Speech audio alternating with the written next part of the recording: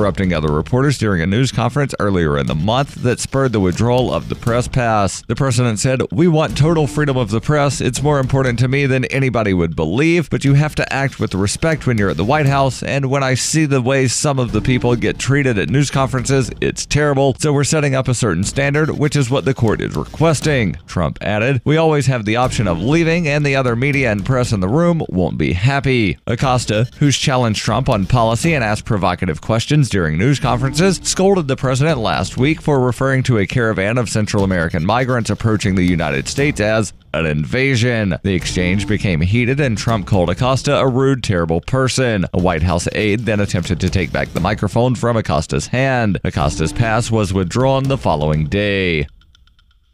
In 1999, Darryl W. Perry began a search for traditional values, which led him down a path to the ideas of liberty. He tells the story in A Rebel's Journey, My Path to Liberty. Of the book, Dr. Brian Sovereign says, "Sometimes it's funny, and sometimes I think it's crazy, but it's always authentic." Ask for A Rebel's Journey wherever books are sold, or visit arebelsjourney.com. Reuters reports Puerto Rico violated a law meant to safeguard the pensions of its public sector workers who had been unable to invest the more than $300 million they contributed to a new retirement plan, according to a lawsuit filed against the U.S. Commonwealth's government and others by 2 labor unions on Thursday. The litigation, filed in U.S. District Court in San Juan, joins a long list of adversary cases in a form of bankruptcy Puerto Rico's federally created oversight board initiated in May 2017 to restructure the island's $120 billion of debt and pension obligations. It is also the latest chapter in a fraught relationship between Puerto Rico and its government employees, particularly teachers. In the latest lawsuit, the American Federation of Teachers and the American Federation of State, County, and Municipal Employees point to Law 106, enacted in August 2017, to require wage deductions from workers participating in a new retirement plan to be placed into segregated employee-controlled 401k-style accounts that they said have not been created. The unions claim that while workers contributed a total of $316 million as of July 31st, employees have been unable to invest the money, missing out on historically high stock market returns. The lawsuit claims for all intents and purposes, the Commonwealth is seizing employees' own funds and hiding it under a mattress, in this case upon information and belief, government bank accounts at Banco Popular earning virtually zero interest. The lawsuit also seeks an undetermined amount of compensation for lost investment income. This has been FPP Radio News. Online at fppradio.com. The members of Twisted Sister announced they are now willing to take it. A local man is seated next to Lou Reed on a roller coaster, and in retrospect, a band teacher was probably gay. And now a digitally remastered recap of the summer's music news. Baby Baby Love Ya Girl is now the nation's #1 song, despite no one claiming credit for singing, writing, or producing it. Here now is a short excerpt of the track. Baby, baby, love you, girl. Baby, baby, love you, girl. Baby, baby. Members of the music industry call the hit single the most creatively brain-dead wasteland in modern recording history. And they say they would gladly lose millions in royalties rather than face the shame of having been involved in it. After a slap-bass filibuster from rubber band minority leader Bootsy Collins, the National Funk Congress remains deadlocked over the controversial Get Up, Get Down issue. Proponents of the measure favor getting on up and staying on the scene like a sex machine, while detractors are vehement in their belief that Americans need to get down with their bad selves. This is the Onion News Network.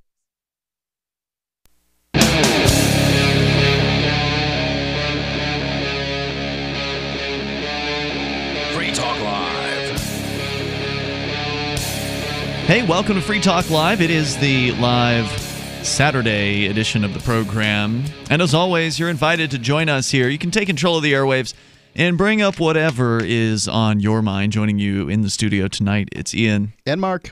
And I was just recounting for you, Mark, since you're not here on Fridays, it's one of your days off, you didn't know about the story about Julian Assange and the apparent mistake that some federal prosecutor, some lazy bureaucrat who was, unless it was on purpose, in which case, well, then they would be essentially a leaker, and we should congratulate them. But we're going to presume it was bureaucratic incompetence because it has that sound. Bureaucrats. So where they actually copied apparently some... I'd like to point out mistakes happen everywhere. Sure they do. Sure they do. It's just that... But bureaucrats have less of an incentive to be excellent. Accountability is different inside the government sphere than it is in the marketplace. Correct. Because the accountability when it comes to bureaucracy basically doesn't exist. I mean, there is a semblance of it. Like, oh, you can go and vote for some politicians every 4 years, or if you're lucky, every 2, like here in New Hampshire. But every 4 years in most places, you can go and vote for some new politician. Well, that doesn't change the bureaucracy.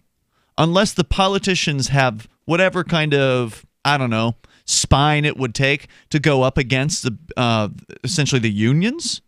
Because in order to do changes to the bureaucracy, you go up against the bureaucrats. Right. I got no problem with unions, but public sector unions, on the other hand, is something that the average voter has no power over. I mean, they have a great deal of power in the marketplace, or the government apparatus, whereas the voter has none.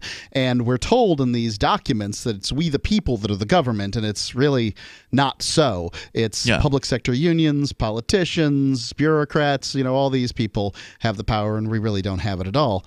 I would quibble with your take on this, though. I think that bureaucrats are held responsible to some extent for their mistakes. They're not held responsible for their performance. Whereas almost never are they held responsible for anything. Well, I look, the cops can murder people, burn down houses, throw grenades in babies' cribs, and get away with it. If you think a bureaucrat's going to be held responsible for cutting and pasting something, because that's what happened here. Apparently, there were some pages in a motion to suppress, not suppress, a motion to seal, I think it was, basically to make some court documents secret, so you can't search for them. In this motion being filed in another criminal case that happened to still say the words Assange, as far as it looked like they'd copied something out of a motion for Julian Assange, the founder of WikiLeaks, and pasted it into some other criminal case filing without changing the name, basically. It's like, oh, we already filed one of these earlier on this other case. Let's just copy the wording and, boilerplate, paste it over here. Was basically what they did. It seems like what they did. I think that what I'm trying to say is that government employees are held responsible for mistakes far more than they are for performance, meaning that far more. Okay, if they're going to be held responsible for something, okay, I'll give you. Yeah, they're more interested in covering their butts than they are in performing well, because the standard keeps going as the performance keeps dropping among them. But I mean, when you say to do nothing than it is to make a mistake in that sphere. Well, when you say held responsible, that's what I'm criticizing here, is that whatever it is they're doing to hold them responsible isn't really going to be significant. I understand. It's not going to amount. Certainly. It's not going to amount to a firing. It's going to, if anything... Is that the only way to hold an employee responsible? If anything, it's going to amount to a tongue lashing. Could be. That's about it. Wagging, sure. Yeah. It's some level of responsibility, and if it goes on the permanent record, it may result in them not getting the promotion that they hope for to their boss's position over the other bureaucrat who managed to cover their butt for the last 10 years. Which ultimately, none of this really matters, because it's just one bureaucrat versus another bureaucrat. I mean, we're not talking about... the valedictorians here. We're not talking about performers. We're not talking about people. Even if you are talking about performers and valedictorians, you're talking about a system that takes those people and just sucks all the wind out of their sails. Right. It's designed to do that. Well, right, because I think it was your wife who was a social worker at one point who did like way better and was a better performer than everybody else in the office, and so they got mad at her, essentially? No, when she quit to come up here to live with me, I had gone up a month or two early, and at that point she had finished her stuff for the year. I believe that was early October. She had finished her caseload for the year, and they took her cases. She had extra cases beyond her caseload, and they took those and handed them out to the other bureaucrats. They were complete cases in order to, pad their performance.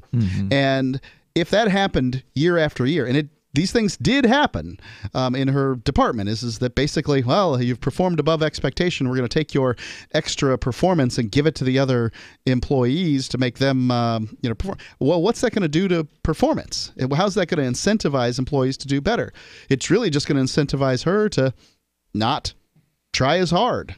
Why would she want to pad the feather the nests of other employees? Maybe I heard a different story somewhere else. I had heard a story somewhere of bureaucrats who are the rare kind of like doers getting pressured by their their office coworkers into doing less. I'm sure that's true too. Hey, you're making us look bad here. It's reality. You're cranking out all this work over here. We're just twiddling our pencils. We'd like you to join the ranks of pencil twiddlers, and we're going to put some pressure on you because, again, you're making us look bad is the idea.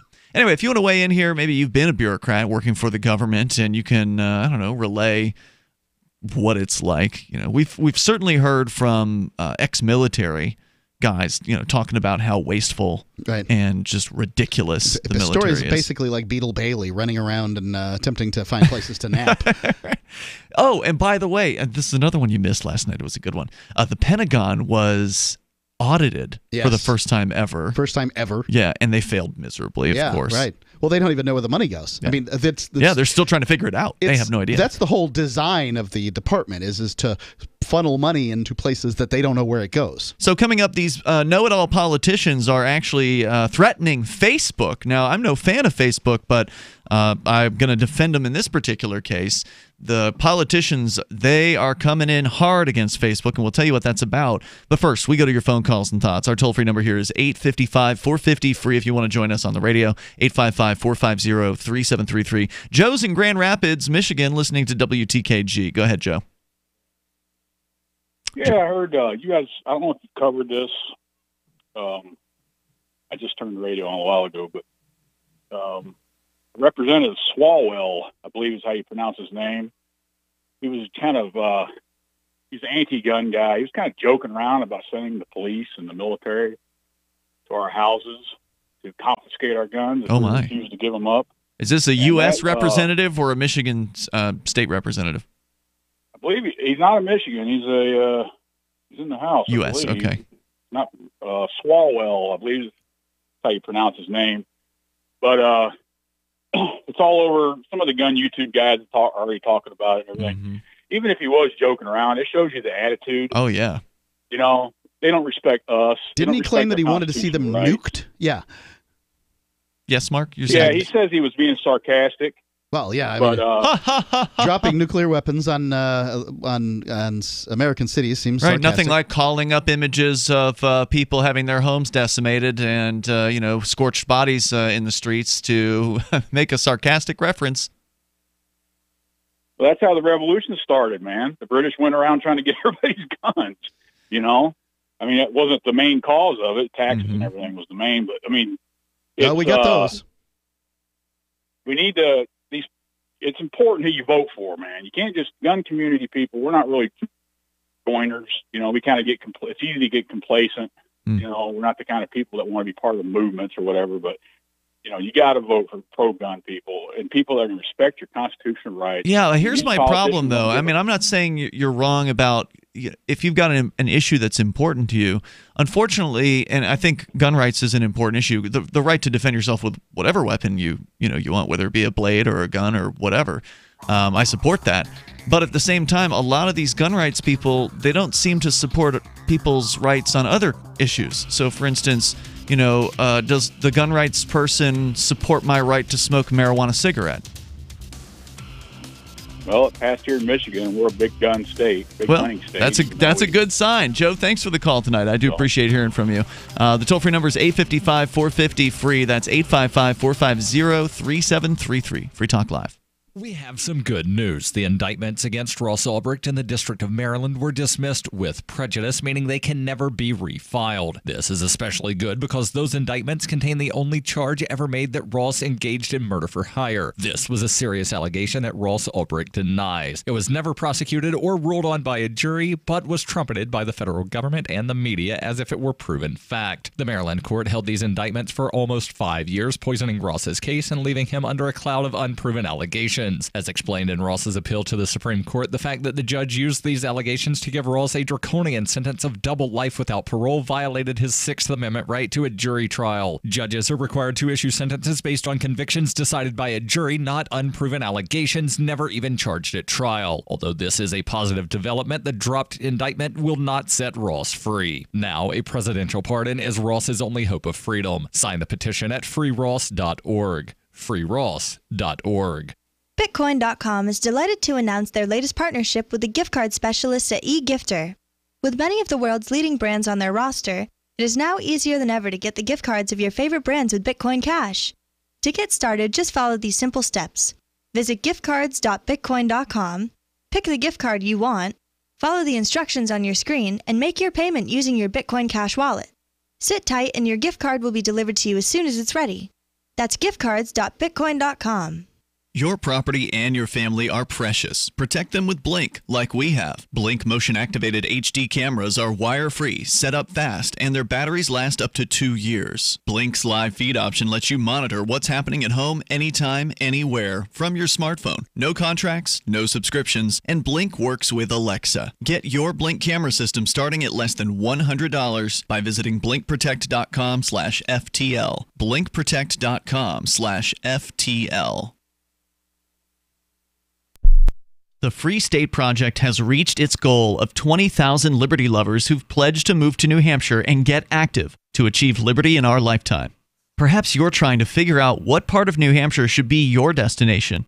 If so, consider Keene. You'll find more than 150 reasons to move to Keene at move.freekeene.com. Keene is famous for its historic, publicity-generating activism, as well as being the liberty media capital of the world. It's home to freekeene.com, New Hampshire's destination for liberty activism, news, and opinion. For years, we've been compiling over 150 reasons to move to Keene at move.freekeene.com, where you'll learn about some of what's happening here and what makes Keene a great place to live. If you love liberty, you'll probably enjoy anywhere you end up in the Shire. But do your due diligence first. Please visit move.freekeene.com for the full list of over 150 reasons to move to Keene. That's move.freekeene.com.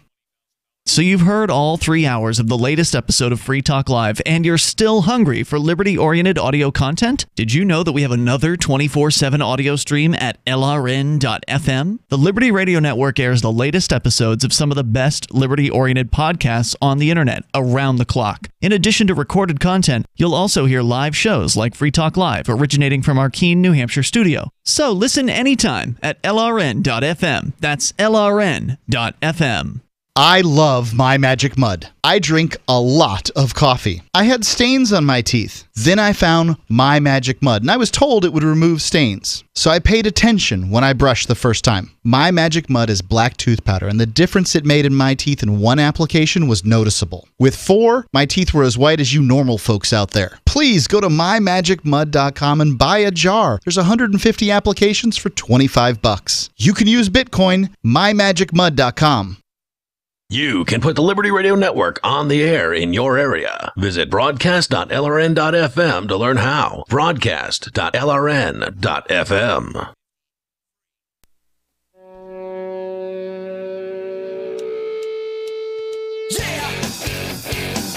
Yeah, it is Free Talk Live. Live Saturday edition of the program, whether it's gun rights or offensive, incompetent bureaucrats, whatever it is you want to talk about here with you tonight. It's Ian. And Mark. The toll-free number for you to join us is 855-450-FREE, 855-450-3733. We've also got the Discord on-air call-in line rooms over at discord.lrn.fm, so feel free to hop into one of those, and you can get on the air with us. You'll sound almost like you're sitting here in the studio with us.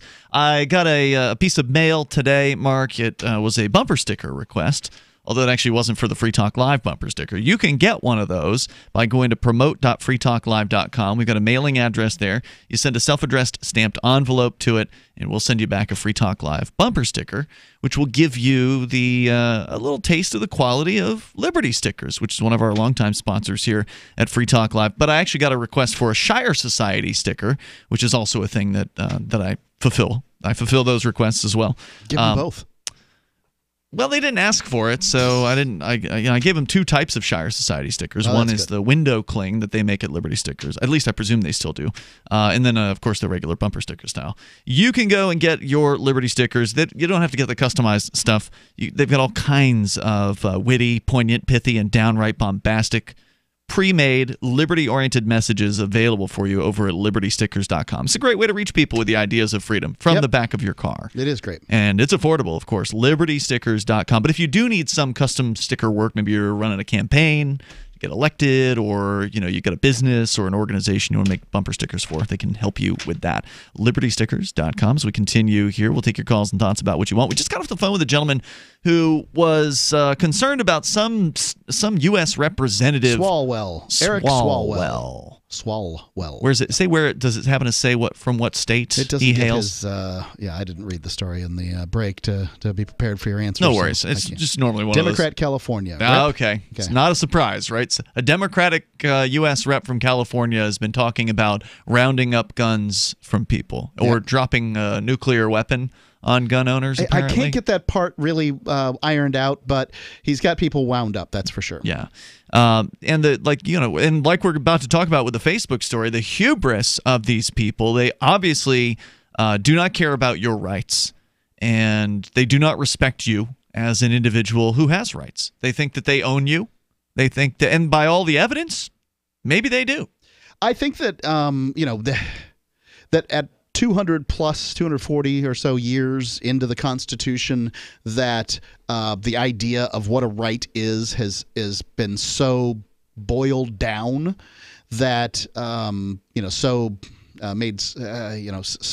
pointless, so useless that it's meaningless at this point. Rights must be attenuated in order to exist in a in a modern society. Well, does the government have a compelling interest is also a question courts will ask. Sure, and all of those questions are interesting questions. However, they do not address the definition of a right. A right is something that the government cannot take away, no matter what. And, people will come out with the right to freedom of speech and the right to yell fire in a crowded theater and all that stuff. And I find that to be a spurious example, because just because you have the right, if you have the right to move your arms about, but if you move your arms about and strike someone in the face, you are responsible for your actions. In the same way that you have the right to move your vocal cords, but if you say something that results in injury or harm to someone's business or something like that, you're responsible for that. And in the same way, you have the right to own a gun, but if you use that gun to commit a crime, you're responsible for the actions. So, no, rights are rights, and responsibility is responsibility, and that's all. And I think that rights are definitely an important concept to talk about. And then the caller was talking about, well, we need to support candidates who support gun rights. And I don't disagree, but I also think that if you're going to support a candidate, that candidate should support rights across the board. Should have the right to run whatever business you want to run. You should have the right to do it without having to ask government permission. So, what rights are the gun owners really protecting besides their right to own a gun? I don't think that you shouldn't be free to defend yourself. You should. If somebody attacks you or your family or a stranger in the streets or whatever, you should be free to come to that person's aid or come to your own family's aid with whatever weapon is necessary, even if you're a felon. By the way, I'd like to add that in there. I think that those people, again, rights cannot be attenuated. Just the fact that you've committed a so-called felony should not take you... If they're safe enough to let out of prison... Yeah. They should be safe enough to have a gun. Now, I could see some kind of attenuation to that, some kind of probationary period post-incarceration, say 5 years, where basically you just don't have the right to own a gun. And then if you... if they can take it away, then you don't have a right. Well, do you have the right to have a gun in prison? Well, obviously, as a prisoner, they own you completely. The 13th Amendment is really clear that, yes, they have the right to take away. The government has claimed for itself the right to take away your rights if you're convicted of a crime. Well, whenever there are men with guns around who are willing to use them, then you will only have whatever it is they allow. That's true. And that's why we're just talking about attenuate. We're talking about what that might look like after somebody's been in prison. Right. So my point was, though, about these pro-gun people running for political office is they need to support rights across the board. That would be nice. Right to property, because a right to a gun is just a right to property, right? It's just a specific type of property. It's a type of property you can use to defend other property with, but ultimately it's just a piece of property. You should have the right to property, whether it be a gun or whether it be a field of marijuana plants. You should have a right to those things. If you have the property, you should be able to do what you want with it. You want to build a gun turret to defend it? whatever, as long as you don't shoot innocent people with it. If you want to, grow a bunch of marijuana plants and sell them to peaceful people, you should have a right to do that. If you want to open a pig farm, you should have a right to do that too. It's the right to property that should be upheld. And most of these government people who are running for political office don't respect your right to property. And if you need to prove that to yourself, well, then just go and try and do something with your property without asking for permission. And see how many of those people running for office think you should ask for permission. Yeah, just about everything you want to do out there that goes beyond being an employee and just about everything you want to do. You need some kind of permission from the government in order to do it. Some places more than others. And that just sort of, it's counter to the claim that this is the land of the free, right? Certainly is. And all of the evidence is that the United States has been slipping down the world's freedom charts in both social and economic freedoms year after year. And all of the good people who have guns haven't done a thing to stop that freedom from slipping away. Now, I'm not suggesting they should get violent. But what I am saying is being able to simply have guns has not stopped the government from becoming a tyranny. Okay? It may have stopped the government from becoming as overzealous as it could possibly be, because at some point bureaucrats are probably afraid of being shot by people with guns, so they can't push too far too fast. But over time, they sure have rolled out a lot of regulations that control your life in every which way possible, including gun regulations in many states where it's very, very difficult to legally own guns, very difficult to purchase or sell. The United States government restricted Iraqi people's right to free speech while the invasion was going on. Certain messaging was unallowed. They didn't take away their guns. And that just speaks to which right is more important. The toll-free number here is 855-450-FREE like freedom. You can join us on the radio. It's Free Talk Live. Hunters, anglers, campers, and survivalists. Get back to nature. Expand your horizons with the highest quality, most versatile, unique slingshots and sling bows on the market at slingbow.com. Slingbow products are compact and models start from just $17.98. They're perfect for your bug-out bag or storing in your vehicle. Give yourself and your loved ones the excitement and tradition of Slingbow, a new frontier in archery and truly modern twist on this primitive survival tool. Feel the thrill only at slingbow.com. The United States of Empire is a book that claims the United States is the empire of the world. George Washington had warned us against foreign wars. The United States of Empire shows that World Wars I and II left England broken. Its former colony, the U.S., had to save the empire. Was there ever a vote? Who do we fight for? The deep state began with World War I. The United States of Empire by James Dunn. Available at Amazon Books.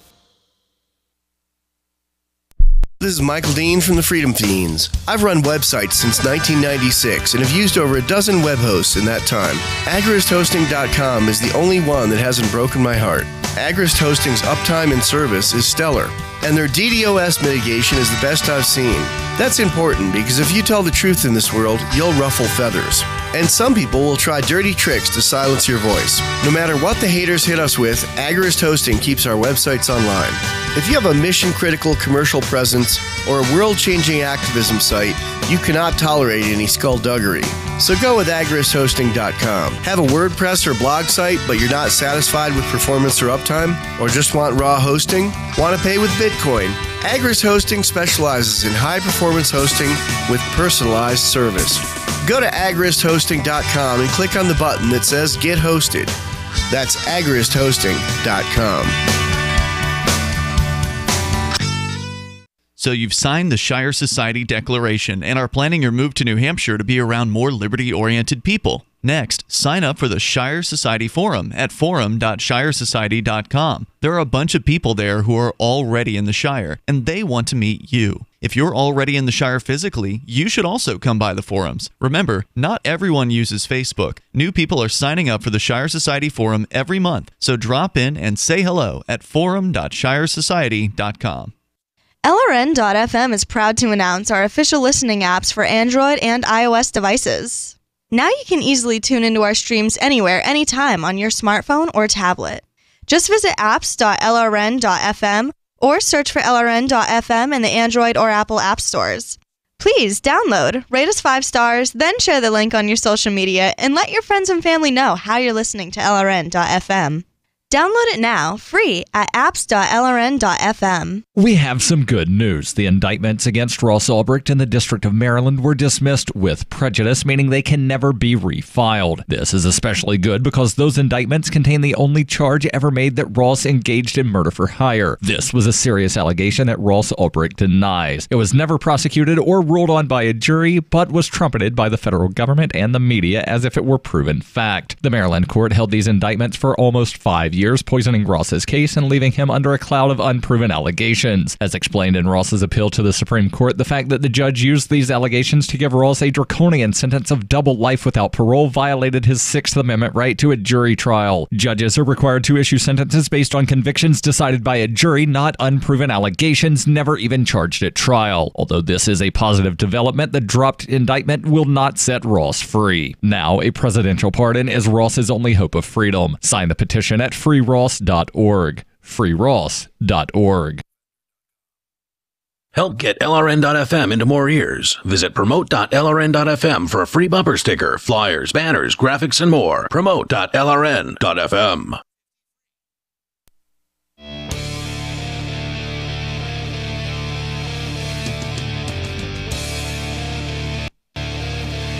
It's Free Talk Live Saturday edition of the program. Open phones, as always. You can take control of the airwaves here. Our toll-free number, 855-450-FREE, like freedom. That's 855-450-3733. We've got the Discord on-air call-in line rooms over at discord.lrn.fm.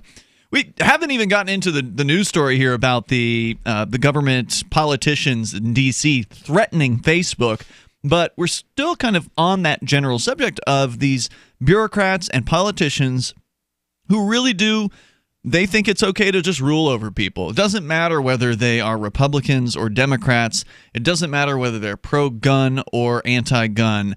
You know, most of these people are sociopaths. They are nut jobs who... I don't know if most of them are. I bet you they are. They've been raised in a system where... that's left over from 9,000 years of the state. You pretty much have to be a sociopath to want to be a politician, though. You said bureaucrats. Right? Okay, true. So low-level, mid-level bureaucrats. Most of these people just want a job where they can work true. I'll 40 hours a week and get a sweet good benefits. Yeah, right, and get a sweet retirement package after 20 years. Yeah, that's basically what it comes down to. So, again, weigh in if you want here. Toll-free number, 855-450-FREE, like freedom. Tom Woods, a lot of libertarians got to know him during the Ron Paul campaigns of 2008 and 2012. Tom's a New York Times best-selling author. He's written over a dozen books, including The Politically Incorrect Guide to American History. And since September of 2013, Tom's been putting out The Tom Woods Show every single weekday, which means he's racked up over 1,200 episodes so far. Guests like Ron Paul, Judge Andrew Napolitano, David Stockman, and hundreds more. Lots of great topics of interest as well. Federal Reserve, the FDA, Austrian economics, and other subjects of interest to libertarians. Find The Tom Woods Show online at tomwoods.com or search for Tom Woods Show in your favorite podcatcher. Here's a story from Bloomberg.com. Senators Chris Coons and Bob Corker warned Friday that Congress would impose new regulations to rein in Facebook unless the social media company addresses concerns about privacy and the spread of misinformation on its platform. Yeah, I'm sure that Congress is terribly concerned about your privacy. I mean, this is the organization that funds the National Security Organization, who does its very best to compile all that information on everybody on the planet. Yeah, your privacy is their top concern. Right, it's just total political hogwash. It's a total political football, political positioning here. They want you to think that they care about your privacy when, like you're pointing out, on the other hand, they're violating it. And of course, their excuse would be, well, it's okay when we do it. We just don't want this We're the mega good guys. corporation to do it. I mean, I'm not saying I consider Facebook to be the good guys by any stretch of the imagination, but I would say that I mean, Facebook doesn't there's have. really very little evidence that Congress is a bunch of good guys. Yeah, no. I would say that a corporation is probably more accountable because to You its can leave it. customers, and at the very least to its customers and its shareholders. You can stop doing business with them. Right. You can stop buying their product. You can sell their stock. You can do things that actually affect them. Whereas the government, you can't do anything to affect it. You can vote, but I mean that's When has that basically ever stopped them? statistically meaningless, especially on a national level. If you think you can do something about the government, try to get a speed limit changed in your town. Seems simple. Yeah, simple. There's got to be a easy, speed though. limit somewhere in your town that is either too high or too low. All you got to do is I just get a suspect city it's too council. low because I think that governments intentionally make them too low so that they can give tickets out. You just got to get a city councilor to put forth some sort of proposed change to their ordinances or wherever it is they write these I'd be curious things as to down. somebody who's managed to pull this off in our listening area with hundreds of thousands of listeners that we have, especially on a Saturday night. Nobody's going to do it. It takes too much time. It takes too much effort to change a speed limit 5 miles, 10 miles an hour, something like that. I mean, you're likely not going to propose to abolish the speed limit. Which My of course wife would is be nice, driving to Florida right now. She passed through Waldo, Florida today. The speed trap town. The town that is infamous for having its police department disbanded by the state. After many years. After many, many years of fleecing Americans that wanted to go to better towns in Florida than Waldo by passing through Waldo. So essentially where the AAA had bought billboards outside you're of town. passing from I-95 to I-75, and basically you have to take 301, and 301 passes through Waldo. 301's a U.S. Former U.S. highway is what they call this, and it would pass through there, and they'd have these tricky these tricky speed limits where it'd go from 55 to 45 to 35 to 45 to 55 to 35 down to 25. Yeah, I mean And didn't they hide a speed limit sign behind a tree or something like that? Like to be real tricky with it. I wouldn't doubt it, but I don't have any information on that in particular. I've never passed through there, so I don't know. I can't speak from. All you want to do is pass through there. Yeah. It is an awful place. Yeah. Florida, I am a Florida native. I can say whatever I want. Full of awful places. And I mean, it's cheap to live there.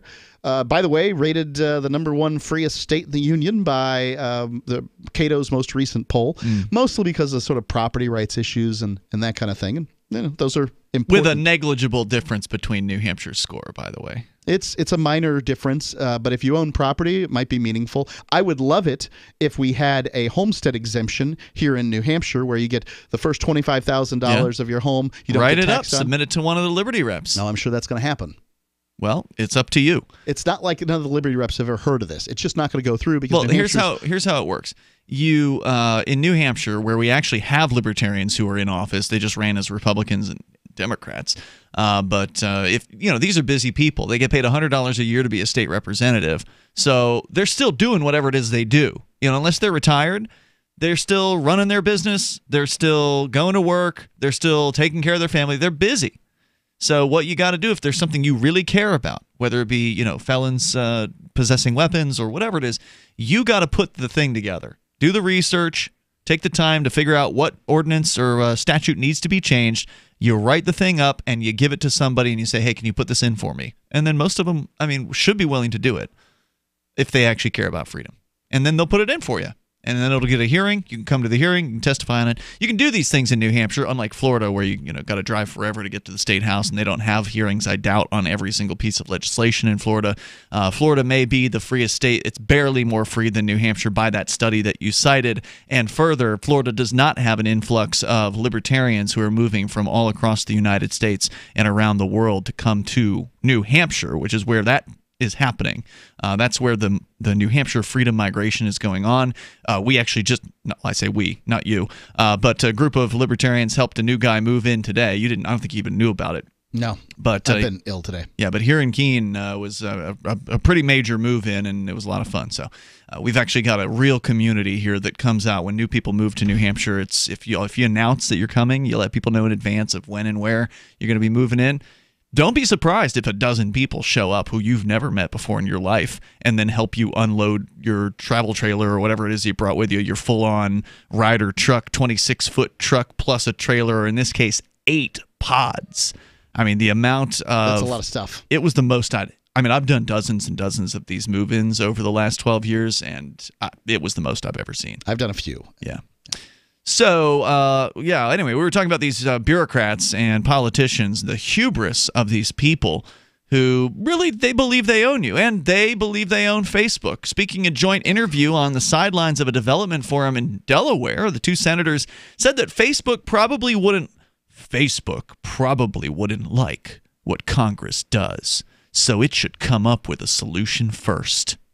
This happened with, the movie ratings, the video game ratings, the comic book code authority. A whole bunch of areas have, at some point in history, decided that they better rein themselves in, or the government's going to do it.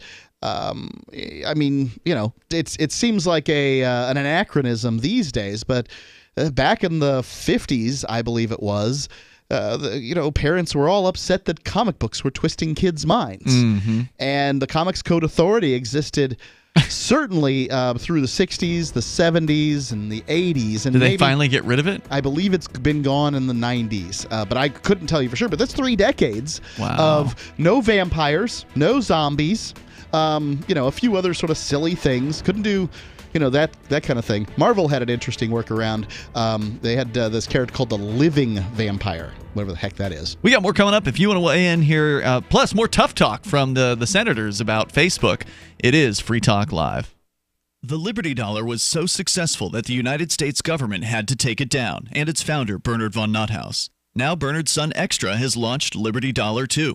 LD2 is a cryptocurrency, but each token is backed by the same gorgeous fine silver rounds that Liberty Dollar has always been known for. Your silver is secured in an audited vault and can be redeemed at any time. There's only a few thousand LD2 Zero tokens left in the crowd sale at ld2coin.io. Get yours, ld2coin.io.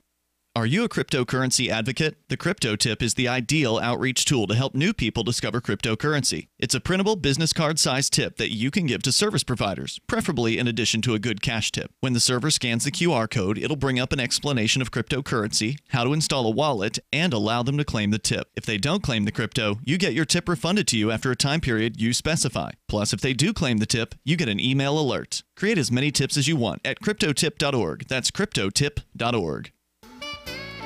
Hi, I'm Dr. Bill Deagle, MD, AAEM, ACAM, A4M, of NutriMedical.com, and a consultant providing email advice free on advanced protocols for your optimized wellness and advanced technologies to heal and regenerate you. You can contact us at NutriMedical.com, that's NutriMedical.com, or 888-212-8871. You get free email starter protocols of our top medical-grade nutraceuticals, initial testing, and recommendations for your own primary doctor to do, as well as recommendations to give you an idea of a consultation and a full protocol to try to help you regenerate your tissues, heal naturally without the use of toxic polypharmacy. I can send test kits to you as well anywhere in the world and provide you recommendations to referral of specialty clinics worldwide. So contact me, Dr. Bill Deagle, at NutriMedical.com. That's NutriMedical.com, or 888-212-8871.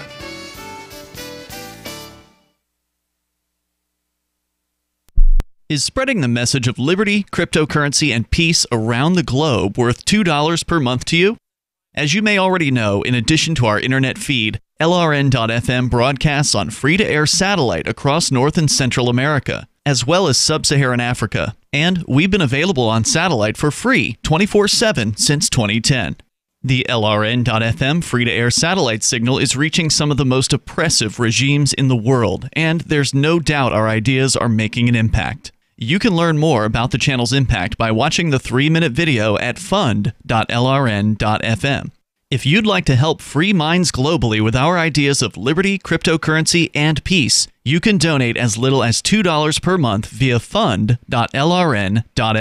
You can help us continue and expand our satellite broadcast to multiple continents. Visit fund.lrn.fm today, and thank you for your help. Don't forget to share the link on social media. That's fund.lrn.fm.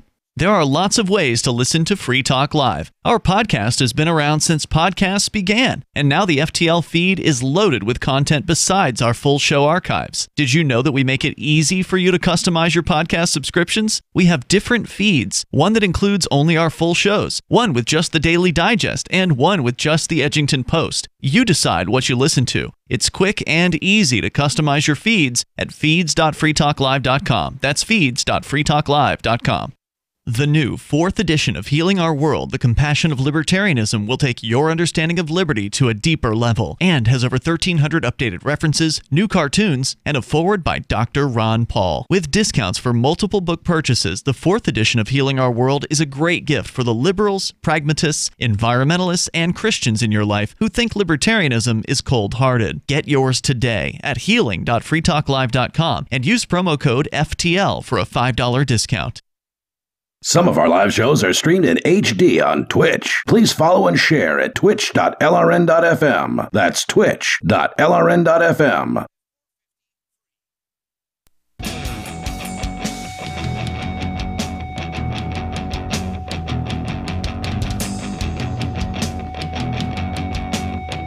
It's Free Talk Live. We're doing the live Saturday edition of the program, meaning open phones as always. We're here 7 days a week on Free Talk Live. 7 to 10 at night Eastern Time are our live hours. Of course, you can always listen later on over on our website anytime you want at freetalklive.com. With you tonight, it's Ian. And Mark. Speaking of the website, we've got the AMP program over there. Thanks to Ryan Lange, who is a silver amplifier. That means he gives $5 a month to the AMP program, AMP standing for Advertise, Market, and Promote. The idea is, hey, we're on 194 great radio stations across the country. We could be on more, but it takes some money, it takes some effort, it takes some time to appropriately market the show to those radio stations, and so the AMP program helps us doing that. There's some examples of some of the ways we spend the money on the AMP site. Go to amp.freetalklive.com and get signed up with major credit cards, with PayPal, or with Bitcoin BTC, and you'll get some cool perquisites like access to the special supporters area of our Discord server, the AMP-only Facebook group, there's an AMP-only podcast, and more. Get all the details and get signed up, and we sure do appreciate it. So again, thanks to Ryan Lang over at amp.freetalklive.com. As we continue here, we'll take your calls and thoughts about what you want more about the tough talk from the senators saying they're going to regulate Facebook unless Facebook does whatever they tell them to, basically. We'll get into that. But Richard's on the line. He's in Aberdeen, Washington, listening to KBKW. Hello, Richard. Hello? Richard? I hear noises. I hear somebody. Maybe they got his name wrong. Hello. Hello? Hey. Hello. Hi, you're on the radio. What's on your mind? Oh, thank you. Yes, sir. Hey, I have one for a lot of these politicians, all of them. Once they retire or get out, you're done. We never write you a check. Yes. Another check. I support if this. You can imagine how much money we would save from all these dingleberries that end up taking a lot more money. One more thing. We have an ex-governor, Christine Gregoire, here, $160,000 for being. It's like, what the? It's frustrating. There's a lot of money that is being funneled into these people's pockets, and then the pensions that these politicians and bureaucrats. Can we take it away from the bureaucrats while we're at it? Because the claim is the public relations the rest of us government work for 401ks. Okay, but the public relations of government is these people are serving you. They're servants. They're here providing a public service. Well, if you're a servant, then stop acting like you own people, number one. But secondly, exactly. If you're in there to provide a service, like volunteering is service, right? When you're serving the local homeless shelter by going down and serving food, or you're taking care of, collecting, like I said, we got a private homeless shelter here in town. You're collecting coats to distribute to the homeless. You don't walk out of a job like that, that's a service job, and think, you know what, now that homeless shelter owes me $20,000 a year because I was here serving. That's not the attitude that flies there.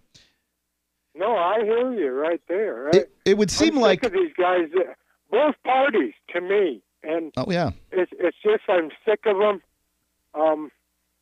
They're a bunch of opportunists, and it's never going to change. They can deal in the stock market and not get. Yeah, it's frustrating, Richard. I share your concerns. Thank you for the call tonight. I definitely appreciate it. Yes, sir. Insider trading legal for themselves. It's a strange group that gets to vote on their own pay. Yeah. It's really odd. And they do. And I would say that, the American public keeps a better eye on Congress's pay than they keep on a lot of things that Congress does. However, if Congress votes themselves a pay raise in the beginning of the two-year term, by the way, it's 10 years for a pension in Congress. So and that's it. Yeah, for a senator, that means 2 elections. Mm-hmm. Just 2, and then you've got a pension for life. So ridiculous. Yeah, it's pretty ridiculous. I think that. Don't forget all the speaking fees they can then collect after they. If the American retire. people were to vote on any issue, and we can't. Basically, the federal government is all representatives. Mm-hmm. But if there was any issue that we should be able to vote on, it should be the pay of Congress and the president and the people who are in these higher positions. And I wonder what the American people's opinions would be about that. I don't know if a poll's ever been done. I'd be curious to know if anybody's ever asked the American people, like, what do you think Congress should get paid? If Congress doesn't get paid well, they're going to just dip in further. But then again, they're probably only dip in as far as they've dipped in at this point, right? They're going to help themselves to some kind of money in some way or another. Of course. I don't know what... Campaign contributions.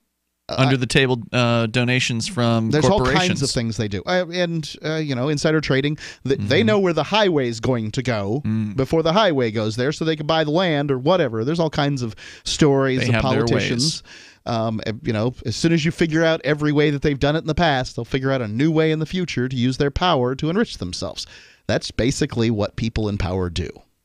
And what we are sharing with you tonight is a Bloomberg story here about Facebook being threatened by a couple of senators who are basically shaking the sword saying, well, if you don't do what we say, we're going to regulate you. Quote, this is from a guy named Chris Coons. He's a senator out of Delaware, Democrat, member of the Senate Judiciary Committee. He said, quote, if they continue to act as if we couldn't possibly deign to regulate them, they'll get regulated, and they'll be unpleasantly surprised with how swiftly it may happen. I think they've got a lot of explaining to do. He might as well talk tough on the big corporations because, it misdirects all the malfeasance that goes on in the Senate. I mean, didn't they recently have to, the United States Senate, didn't they recently have to put millions of dollars to deal with sex scandals inside the Senate? A little while back, yeah.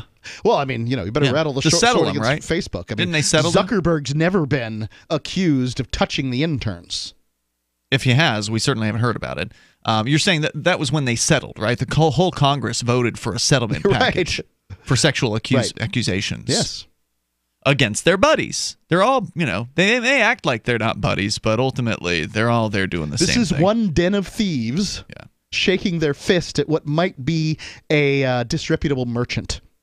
Revelations about Facebook's response to manipulation of their social network before and after the 2016 election and shifting accounts about breaches of users' privacy have battered the company's reputation and fueled frustration on Capitol Hill. Coons said the company's leaders should come back and testify before Congress. Wasn't he just there? I mean, a few months ago, weren't there headlines about him going and testifying? Now they want him back? Well, yeah. I mean, the more Zuckerberg makes headlines. They puts the Senate on people's top of mind. This is an important organization. We have Mark Zuckerberg here, and we're pillaring him. I'll bet you there's more Americans with a Facebook page than there are Americans as a percentage that voted for senators. I bet you're right. The latest controversy. Facebook is bigger than the Senate. And it makes them jealous. I think that's what you're dealing with. Well, ultimately, and I'm glad you brought that up because I wanted to point out how essentially Facebook's become a victim of its own success here in the fact that government bureaucrats, politicians will target the successful. Sure. They want to go after something from which they can extract something significant. Are they going to go after Facebook or are they going to go after some mom and pop business in Waldo, Florida? They're more concerned with Facebook, not because, Facebook's bad. I mean, they don't do good things in a lot of ways, but they're just a company. As you pointed out earlier, Mark, you could stop using their service. I did earlier this year. Others have done that as well. So you have control over whether or not you're interfacing with Facebook and to what extent. Whereas with the Congress, they will force themselves upon you and they will force themselves upon Facebook in order to try to make themselves look like they're doing something and look like they're, useful, and they're not. The latest controversy erupted after a report in the New York Times Thursday suggested that Mark Zuckerberg from Facebook and the chief operating officer there, Sheryl Sandberg, weren't as involved with the serious issues facing the company as they should have been. And instead, as though Mark Zuckerberg and is it Wahlberg? Sandberg, Ms. Sandberg, are able to watch everything that's going on in the Facebook company. It's got to be humongous. I don't know how many thousands of employees Facebook has, but there's no way for them to do this. No, of course not. I mean, in the same way as if there's a traffic cop doing malfeasance in Biloxi, Mississippi, we should hold the governor responsible. I mean, you just can't do that. Zuckerberg had testified at a Senate hearing. Apparently, it was back in April, and then Sandberg was there in September. This, according to the other guy. So Chris Coons was a Democrat from Delaware. This guy is... Yeah, if the Republicans and Democrats can agree on one thing, it's stop paying attention to what we do wrong here in the Senate. This guy is a Republican, so the two senators. This one, Corker, a Tennessee Republican who's retiring in a few weeks, said, quote, "They and others need to come together quickly and figure out how they're going to deal with this issue, or Congress will, and likely the outcome is not going to be particularly good." That's probably true, too. Well, what issue is it that they want them to deal with exactly? What is all this tough talk about? Be better and stuff. 855, 450, free, like freedom. You can join us here. Hour 2's next. Free Talk Live.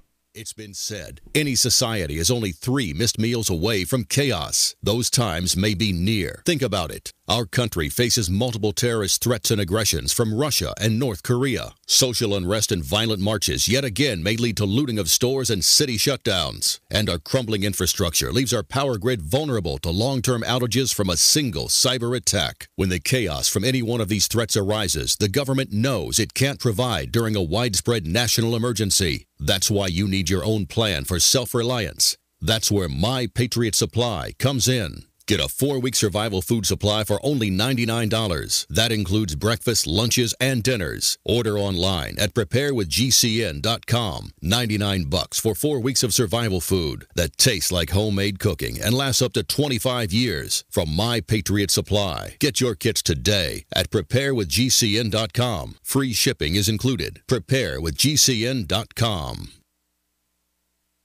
Cell 411 is a free app for Android and iOS that replaces government-controlled 911. Cell 411 allows you to preset a group of friends or private organizations to show up at any emergency. Cell 411 is a nightmare for the state because it proves their so-called services aren't needed. Cell 411 has had thousands of installs, and of course it's covered by the BIPCOT no government license. Cell 411 because your friends won't shoot you when you're in trouble. Without the government, who would build the emergency services? You and Cell 411. Get it today at getcell411.com.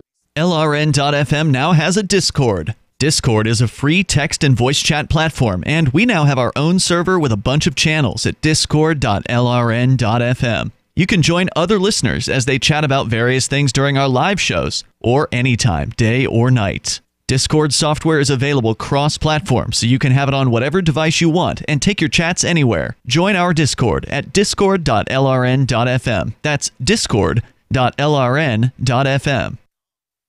You're listening to the live edition of Free Talk Live. Hour number 2 is next after the news here on the Liberty Radio Network at LRN.FM. From Keene in the Shire, the Liberty Media capital of the world, this is Daryl W. Perry, host of FPP Radio News for Saturday, November 17th, 2018. Silver is trading at $14.41 per ounce. Gold is valued at $1,221 per ounce. Zen is trading at $12, and the average price of Bitcoin is $5,597. Antiwar.com reports pro-Saudi Yemeni soldiers have attacked and killed at least 3 protesters in eastern Yemen, responding to public protests demanding an end to the Saudi occupation with live fire. Locals reported that there were dozens of protesters present when the troops started firing. 3 have been killed and 4 others wounded, according to their reports. The attack appears to have been the governor's doing, as he had announced on Tuesday that anyone threatening stability would be dealt with firmly. It has subsequently been reported that he ordered security forces to open fire on on any protesters. The Mahra province is generally relatively quiet, but the arrival of a number of Saudi reinforcements this week appears to have inflamed tensions and has fueled calls to end the occupation. Zencash is now Horizon. Horizon is a privacy platform built on zero-knowledge technology with a decentralized secure node architecture. The Horizon platform enables real-life uses beyond currency, including the ability to privately chat with other people. Soon, Horizon will enable you to publish information and go anywhere on the web, all with complete privacy. Horizon, bringing privacy to life. Learn more at horizon.global. HORIZEN.global. UPI reports the White House must immediately reinstate the press pass of CNN correspondent Jim Acosta, according to a federal judge's ruling on Friday. In the ruling, U.S. District Court Judge Timothy J. Kelly said the Fifth Amendment and a White House denial of Acosta's due process spurred the decision. The ruling temporarily reinstates Acosta's credentials to the White House. In response to the ruling, President Donald Trump told reporters people have to behave and chastised Acosta for interrupting other reporters during a news conference earlier in the month that spurred the withdrawal of the press pass. The president said, "We want total freedom of the press. It's more important to me than anybody would believe, but you have to act with respect when you're at the White House, and when I see the way some of the people get treated at news conferences, it's terrible, so we're setting up a certain standard, which is what the court is requesting." Trump added, "We always have the option of leaving, and the other media and press in the room won't be happy." Acosta, who's challenged Trump on policy and asked provocative questions during news conferences, scolded the president last week for referring to a caravan of Central American migrants approaching the United States as an invasion. The exchange became heated and Trump called Acosta a rude, terrible person. A White House aide then attempted to take back the microphone from Acosta's hand. Acosta's pass was withdrawn the following day. In 1999, Darryl W. Perry began a search for traditional values, which led him down a path to the ideas of liberty. He tells the story in A Rebel's Journey, My Path to Liberty. Of the book, Dr. Brian Sovereign says, "Sometimes it's funny, and sometimes I think it's crazy, but it's always authentic." Ask for A Rebel's Journey wherever books are sold, or visit arebelsjourney.com. Reuters reports Puerto Rico violated a law meant to safeguard the pensions of its public sector workers who had been unable to invest the more than $300 million they contributed to a new retirement plan, according to a lawsuit filed against the U.S. Commonwealth government and others by 2 labor unions on Thursday. The litigation filed in U.S. District Court in San Juan joins a long list of adversary cases in a form of bankruptcy Puerto Rico's federally created oversight board initiated in May 2017 to restructure the island's $120 billion of debt and pension obligations. It is also the latest chapter in a fraught relationship between Puerto Rico and its government employees, particularly teachers. In the latest lawsuit, the American Federation of Teachers and the American Federation of State, County, and Municipal Employees point to Law 106, enacted in August 2017, to require wage deductions from workers participating in a new retirement plan to be placed into segregated employee-controlled 401k-style accounts that they said have not been created. The unions claim that while workers contributed a total of $316 million as of July 31st, employees have been unable to invest the money, missing out on historically high stock market returns. The lawsuit claims for all intents and purposes, the Commonwealth is seizing employees' own funds and hiding it under a mattress, in this case upon information and belief, government bank accounts at Banco Popular earning virtually zero interest. The lawsuit also seeks an undetermined amount of compensation for lost investment income. This has been FPP Radio News. Online at fppradio.com. Regarded by many as one of the fastest rising online personalities today, social media rock star Ryan Wasserman has 250,000 loyal Twitter followers and earns $28,000 a year at his job as an administrative assistant. The Onion spoke to the online luminary at KPL Insurance, where he works from 9 a.m. to 5 p.m. and makes roughly $13 an hour. I'm just trying to bring my unique perspective to everybody. That's what my followers expect, and I like to think I deliver. Wasserman, who currently has $900 in his checking account, regularly engages in conversations with high-profile celebrities and takes the bus to work from the 2-bedroom apartment he shares with a 23-year-old he met on Craigslist. Actually, I just started a Tumblr because sometimes 140 characters just doesn't cut it. I just had a Google Glass tweet that Questlove retweeted again. So KPL, this is Ryan. Yeah, I'm sorry, I totally forgot. This is the Onion News Network.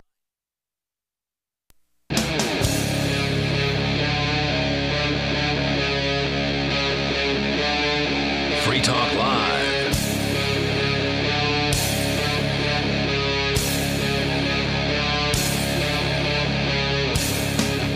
Hey, it's Free Talk Live. We're launching into the second hour of the program here. You're, as always, invited to join us toll free. 855-450 free like freedom. That's 855-450-3733. A couple senators talking tough about regulating Facebook. Now, what it is they mean by that, it's not real clear, but they are wanting Facebook to believe that they're serious. And if they are serious, then I'm concerned, because even though I don't really care for Facebook as a company, I left their product earlier this year, I still think they should have a right to operate their product however it is they want to operate their product. And ultimately, I'd like to know what is better off. Just, tell me the things that the government has done right. What sector of the marketplace is now better off because the government got involved? And this is a difficult question to answer because there's no sort of double-blind studies. Well, okay, so if you actually look at results, then nothing. But if you look at what the, propaganda is, then they want you to believe that, well, if it weren't for the government's health codes, we would have restaurants poisoning people. As though somebody, if you were to open this business, how long would this business be open that poisoned their customers? But Mark, if it just saves one life, or only one customer, but if every 100. But if it just saves one life, is there any evidence? Do you want to let happened? a business stay open until they actually kill somebody? Exactly. How much money do we need to spend to save this one life of which you speak? If it just saves one life, are you saying there's a value on a life? It's not $22 trillion. So if you want to comment here, you're welcome to join us. We'll get into more of the tough talk from the senators and exactly what is it that they want Facebook to do. They want Facebook to do something. I know what they pay the privates in the United States military. That's probably what a life's worth, right? What do they pay? It's like $2,000 a month or something. It's not much. Let's go to Packet Sniffer. He's on the line calling us from New Hampshire on our Discord on-air call-in line rooms. Hey, Packet Sniffer, you're on Free Talk Live. Hey, what's up, guys? Hey. Long-time listener, first-time caller. Welcome. You're on the air. Go ahead. All right. So I just want to point out that, just the sheer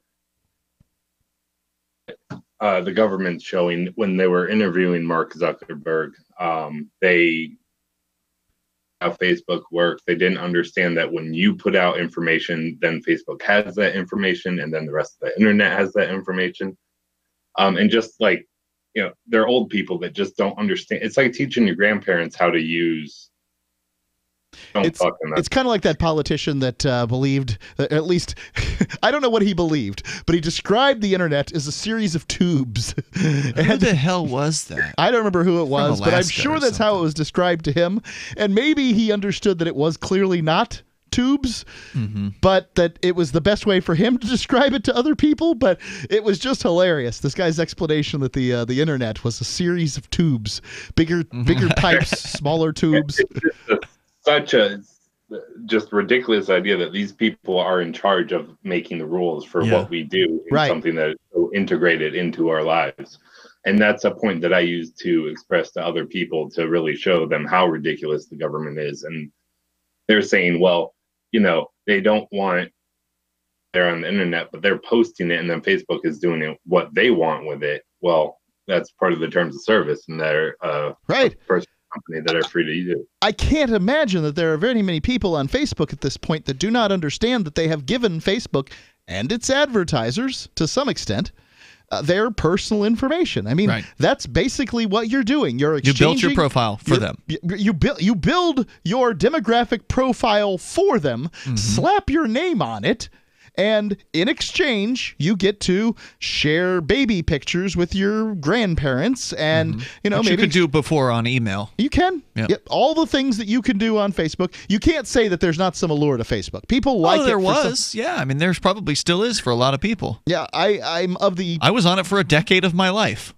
I'm of the opinion that from a business standpoint, that Facebook has basically, if you don't give them any money, you're not going to get shared any longer. Oh, yeah. There was a point when Free Talk Live was getting 19 million post views as an influencer, and now we're probably in the range of 50,000 post views, and that's a tremendous difference. Shut it down. And that's their algorithm. That's not us and our content.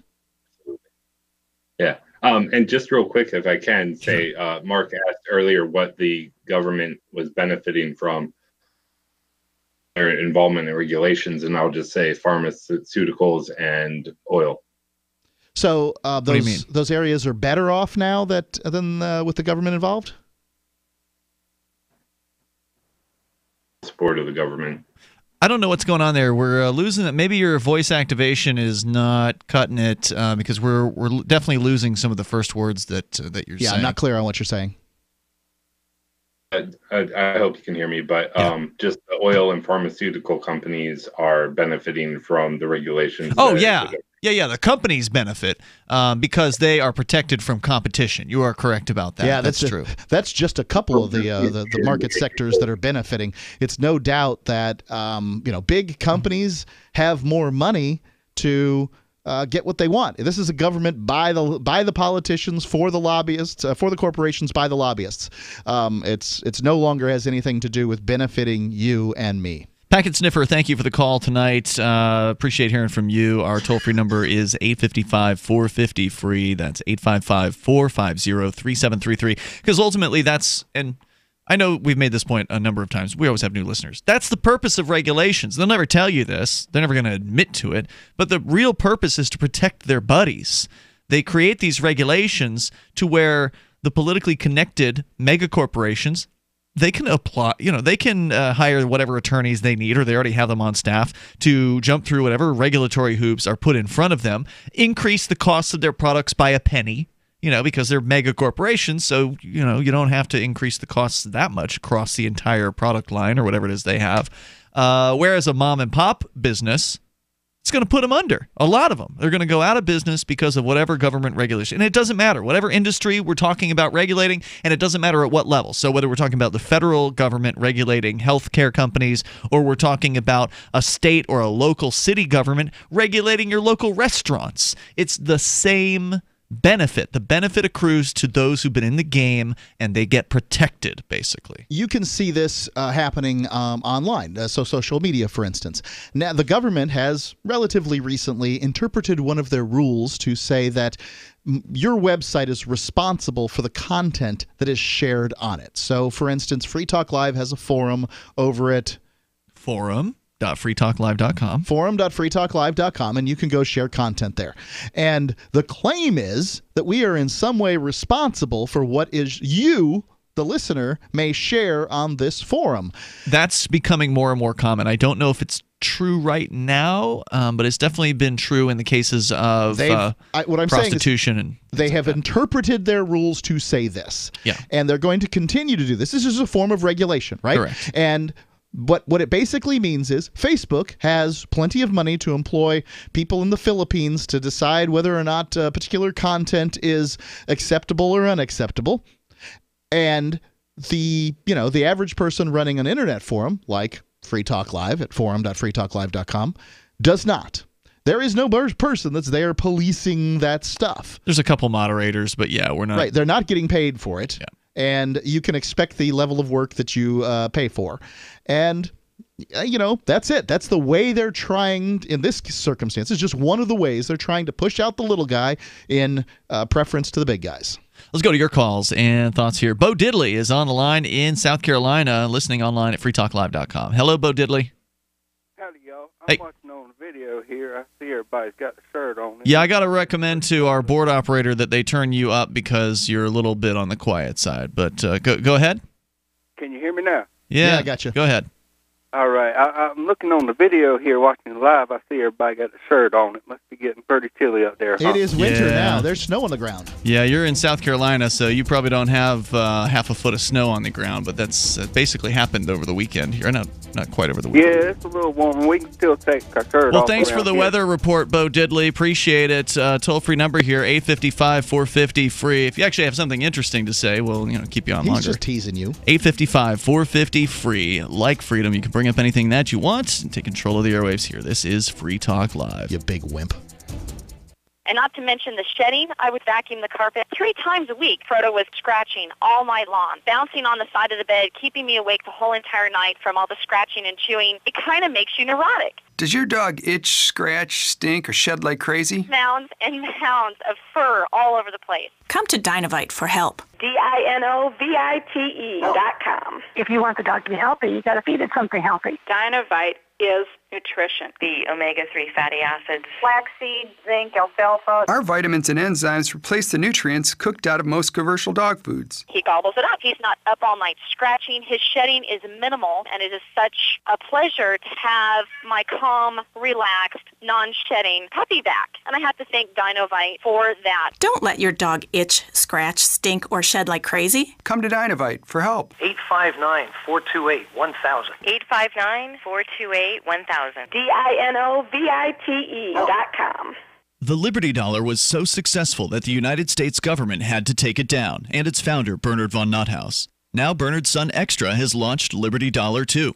LD2 is a cryptocurrency, but each token is backed by the same gorgeous fine silver rounds that Liberty Dollar has always been known for. Your silver is secured in an audited vault and can be redeemed at any time. There's only a few thousand LD2 Zero tokens left in the crowd sale at ld2coin.io. Get yours, ld2coin.io.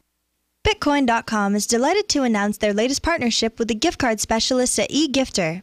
With many of the world's leading brands on their roster, it is now easier than ever to get the gift cards of your favorite brands with Bitcoin Cash. To get started, just follow these simple steps. Visit giftcards.bitcoin.com, pick the gift card you want, follow the instructions on your screen, and make your payment using your Bitcoin Cash wallet. Sit tight and your gift card will be delivered to you as soon as it's ready. That's giftcards.bitcoin.com. From Betty Davis's first role as a piece of chocolate cake in the 1931 film Palmy Days to the discovery of Niagara Falls in 1996, The Onion looks back at this week in history. On May 16, 1929, the first Academy Awards were handed out in categories such as Greatest Achievement in Blackface, Best Catholic Whipping Scene, and Most Gorgeous Gams on a Broad. The highlight of the night occurred when Wings won the award for Best Picture without a single Dago, Tar Baby, or Wetback. And on May 15, 1940, the first McDonald's opened in San Bernardino, California, back when a young Grimace was just working as a cashier. And that was what happened this week in history. As Martin Luther King Jr. once said, history is actually pretty racist. This is the Onion News Network. The LRN.FM social media channels have been revamped. We've eliminated Facebook and focused on other platforms like Twitter and Mastodon, the decentralized alternative to Twitter. On our accounts, you'll find posts from multiple LRN.FM show hosts together in one place. Follow us on Twitter at twitter.lrn.fm, or better yet, move to the decentralized Mastodon social media platform at toot.lrn.fm, toot.lrn.fm. I think you'll like it. We've all heard about blockchain assets like Dogecoin, Ether, and Ripple. Bitcoin isn't the only player in the blockchain game any longer. And for those of us wondering how to get our hands on these digital assets, finally, there's a solution. Shapeshift.io allows you to buy and sell between your digital assets and Bitcoin instantly between your own digital wallets. I've used it with ease. Shapeshift.io. There's no account or email address needed. You send them the crypto you want to sell. They send back the crypto you want to buy. It's that easy. Shapeshift.io. Love what we do? Please help support our international satellite channels at patreon.lrn.fm. That's patreon.lrn.fm.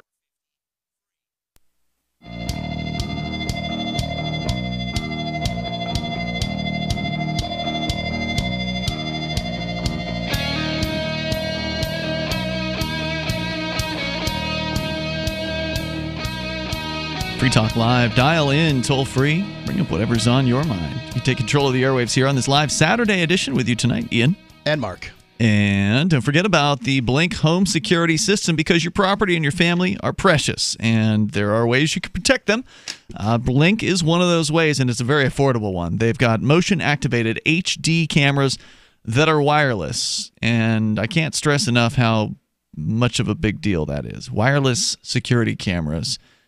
They're so easy to install. Yeah, it's very easy to install them. It can take you 10 minutes to set this thing up. It really could, and if that's if you don't include the unboxing time, right? Like you got to unbox, put the batteries in, and then put the cameras up.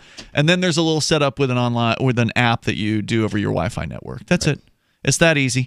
BlinkProtect.com/FTL. By the way, no contracts and no subscriptions. You don't have to deal with that crap either. Also, you can pop in and look in your house anytime you want. I can do that right now. That's true. Or you can just wait until you get a notice of something going on in front of the cameras, because they'll send you clips too. So go to BlinkProtect.com. You get your Blink camera systems at less than $100 if you go to our URL, which is, BlinkProtect.com/FTL, like Free Talk Live. BlinkProtect.com/FTL. As we continue here, of course, you can bring up whatever you want. We were just talking about the government regulating and how it is that ultimately regulations benefit those who are connected with power, those who have already been regulated, for instance, by keeping out new upstarts and innovators from long existing industries. So if you want to weigh in, you're welcome to do that. We've got more about what the senators are threatening Facebook about coming up here in moments. Let's go first, though, to the phones and the fun. It's Roseanne calling, I think, from Kansas. Roseanne, you're on Free Talk Live. Yeah, hi. I'm calling. I'm not really on this topic. That's okay. You can bring up anything you want here on Free Talk Live. So what do you want to share? Mine issue is with the courts and being just brutalized and not allowed due process, and that went on for years. And there are a lot of people who have tough times in the courts. So they hurt you? They brutalized. Yeah, psych rape practically. What did you say? Psych rape? Like brain rape, like. Can you describe this to me? Not even allowed to know what was going on and all this stuff behind my back. Did you say brain rape? I'm just trying to understand what you said. Was it brain rape? Mind rape. That's a term I picked up from Nathan Leal a long time ago. How did they mind rape you? I mean, because I don't doubt that these people are very crafty and very, nasty and evil. I've seen the courts in action. I know how awful they can be. Mm-hmm. But what do you mean when you say brain rape or mind rape? Because there were hearings behind my back and I couldn't find out, and it's hard to talk about on national, but it's okay. Just take a breath. Look, are you talking about in a criminal case? I think it was criminal. Some of it, like sex criminal framing, that was for. Well, now hold on. Now wait a minute. You don't just. If the courts are having secret meetings about you, eventually that usually means something's going to come into affect you personally in your life. Did they actually do something to you, or do you believe that they were meeting secretly about you? I do. Yes, I do. And my family was part of it, I think. And what happened as a result? It's just this constant. I don't know anything that happened, and it was like being violated for 4 years with them having hearings.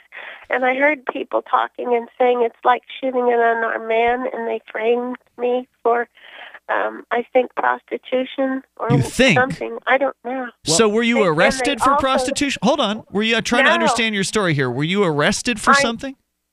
No, they never arrested me. Okay, then you haven't been framed. Okay. I don't know what it is that makes you think that they were having secret court hearings about you, but if no men with guns have come to put handcuffs on you and take you away to a cage, and it's been years? That has happened, actually, but that's later on. That's just been since they stopped. Well, what did they arrest you for later on? They didn't arrest me. They tried to frame me for mental health issues I don't have, and I've been told. You were checked into a mental health facility without your consent? Into a crisis center without, and that was 3 years after the hearings were over, and I still don't know what happened in the hearings, and I think that was. I could go on for hours. Do you know, Mark, if somebody back in Florida, there was this thing called the Baker Act. Yes. Now, it's got a different name in every state. Right. You know? It's just basically a form of involuntary commitment for people who, maybe a danger to themselves or others. When one of those acts is initiated against a person, and they basically take you into some sort of so-called mental health facility, psych ward or whatever. A member of my family this occurred to. For observation of about 72 hours, I think generally is what they're legally allowed to hold you for. Yeah, it can be longer. It can be, but it has to go in front of a judge after 72 hours to hold for longer, from what I understand. I'm not sure it has to spend much time in front of that judge. Basically, if they get the word from the mental health facility that they'll it's a approve good it. idea, They'll approve it. Right. But it does have to go in front of a judge at that point. And my question is, does the person who's been accused, does the person who's been picked up and put into that psych ward, do they have the right to know who their accuser was? Really? Those things can be filed anonymously? Well, I think that they would have to hunt it down and be able to hunt it down. So if you've got a mental health issue, it's hard enough to use the legal system if you're completely lucid. If you've got a mental health issue, you're going to be completely It's just lost. darn impossible. Yeah. They can take away your driver's license, so you can't go down and check on these things. Yep. In the case of the family member, in my case, she needed it. But there are a lot of cases where people really are a danger to themselves and to others. But they were certainly having hearings. They were having, I don't know if they were court hearings, but there were meetings about this lady and my family without her present. They were talking about her. And, I had opportunities to talk to her during Roseanne, the episode. Are you out of the psych ward, and how long have you been out? But that's not a very important part of this discussion. Okay. I am not a mental health issue. They frame me for it. It's part of the method. Right. I would agree that there's no doubt. But they framed me for it because they committed crimes, and I wanted to know what was happened. Tell me about these crimes. What? Tell me about these crimes. What's one of the? Pick one crime to tell us. I don't know how, because it was all done behind my back. Okay, then you don't have any actual evidence that any crime was committed. It's speculation. So there may be a bit of a paranoia aspect to your personality. That's just that's my unprofessional diagnosis. Right. Well, if you think I don't know, but I can tell you that nobody's happy with the idea of being committed, and. As somebody sitting on the outside, it can be very difficult to say who needed it and who didn't. I don't know. Yeah, look, I'm not going to deny that the government could be plotting against you. I mean, they certainly have done that against some of us around here. But then again, we're activists, and we're a bit of a thorn in the craw of the government to some extent. So when you do that, you shouldn't be surprised when you get a little special attention from them. But for people who just it's not paranoia if it's true. Right. If they really are out to get you, you're not paranoid. Right. But that's why I say you shouldn't use the term paranoid. You're not a specialist. Well, if you say something's happening and we ask you to prove it and you don't have any proof, then it's an accusation made in speculation. Right. If you believe crimes are being committed behind the scenes with the goal of putting you away, but yet you don't actually have any evidence for it, then it sounds pretty paranoid. Thanks for the call, Roseanne. I wish you the best in being well. More coming up here. This is Free Talk Live. Complement your health with hemp-derived cannabinoid oil. We've always believed that the closer to Earth, the better it is for our bodies. Our hemp-derived cannabinoid oil is phytocannabinoid-rich, full-spectrum, and organically grown. Finally, hemp made easy, clean, and effective. GCNhemp.com or call 877-878-4203. That's right, we cut through the red tape. It's now available at GCNhemp.com or call 877-878-4203. Bacon lovers, we ship free. Try our amazing bacon. No refrigeration required. Proprietary value-added packaging provides 10-year shelf life and protects the leanest, thickest, center-cut, fully cooked bacon in America today. Ready to eat right from the pouch or warm and serve. Savory and delicious. Wholesale price for your everyday use. Order today at ReadyToEatBacon.com. ReadyToEatBacon.com. Since time began, tyrants have taken aim at personal liberties. Now there's a movie that aims back. The government has no more right to tell us what to put in our bodies than they have to take our guns or tell us what books we can read. 6 drug police were eaten by bears while raiding a marijuana farm. On your knees, you dirty hippie! Jesus. On your knees! What's the problem, officer? Today, many cops who enforce pot laws do so only because it provides them with cushy jobs, good benefits, and a chance to push people around. I was an undercover narcotics officer. The drug war is nothing but a farce. The Second Amendment says you gotta keep you and your gat intact. Guns and Weed, The Road to Freedom. A film by Michael W. Dean and Nima Vadati. DVD available now at gunsandweed.com or on Amazon. That's gunsandweed.com. Makes the perfect gift. Remember, that's gunsandweed.com. When you hear the word lobbyist, you probably think about greedy corporations, but not all lobbyists are the same. Some are fighting for the freedoms you hold dear. Liberty Lobby LLC is doing just that in New Hampshire, working hard to represent you, not some special interest group. You can help by going to libertylobby.info, where your contribution will give us the tools we need to ensure that your voice is heard. Visit libertylobby.info today to find out more.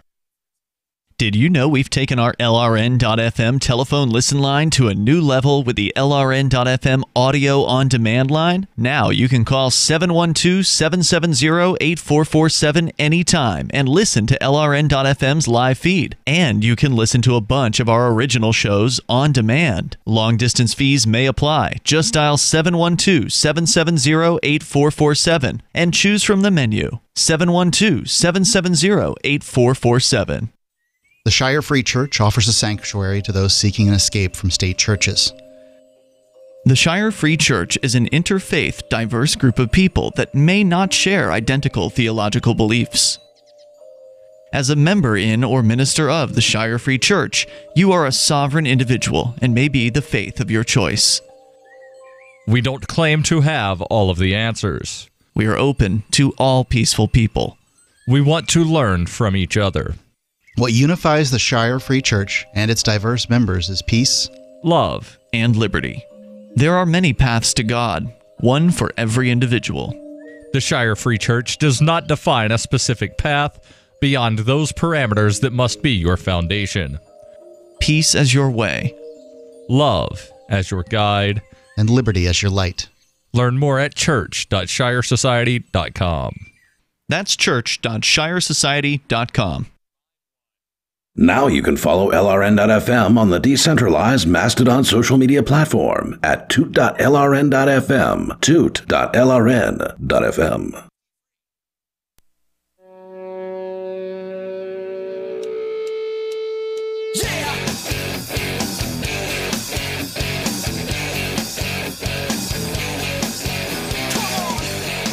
It is Free Talk Live Saturday edition of the program. You can join us here. The toll-free number is 855-450-FREE.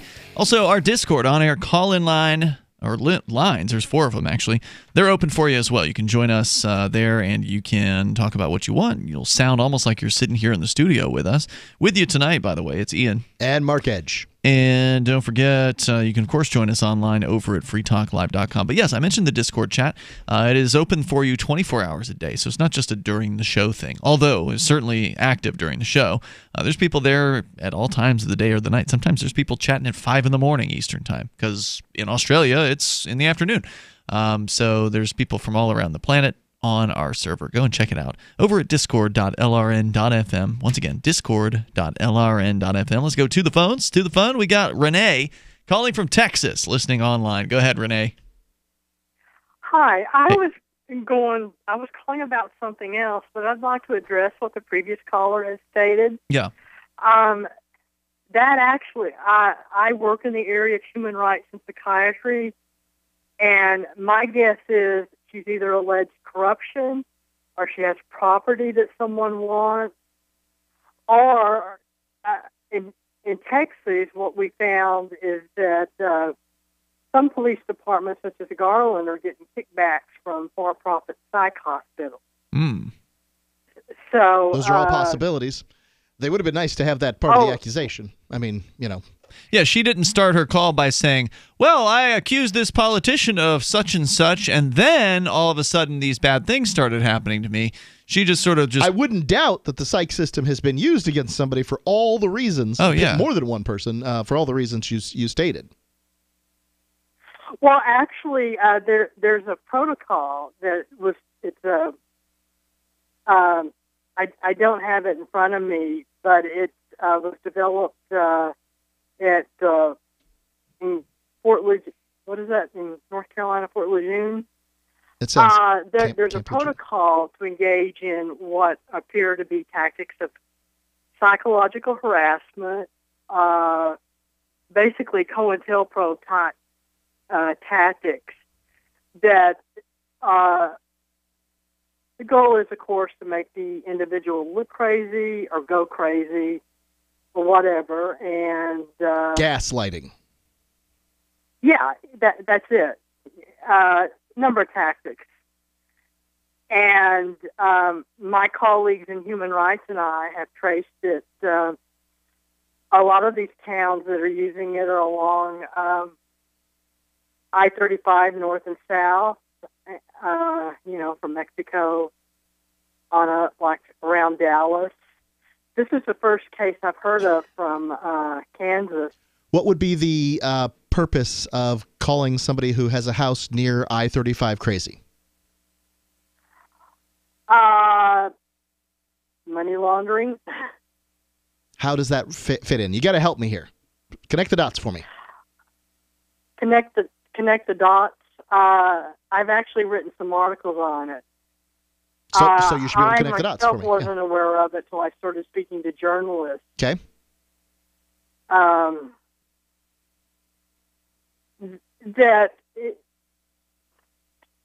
Let's just say it's a way to fund various. Are you alleging that certain towns are locking up political dissidents, and then that's benefiting the hospitals that are getting the patients because they're getting extra funding because of that? Yeah, and then the property goes. Are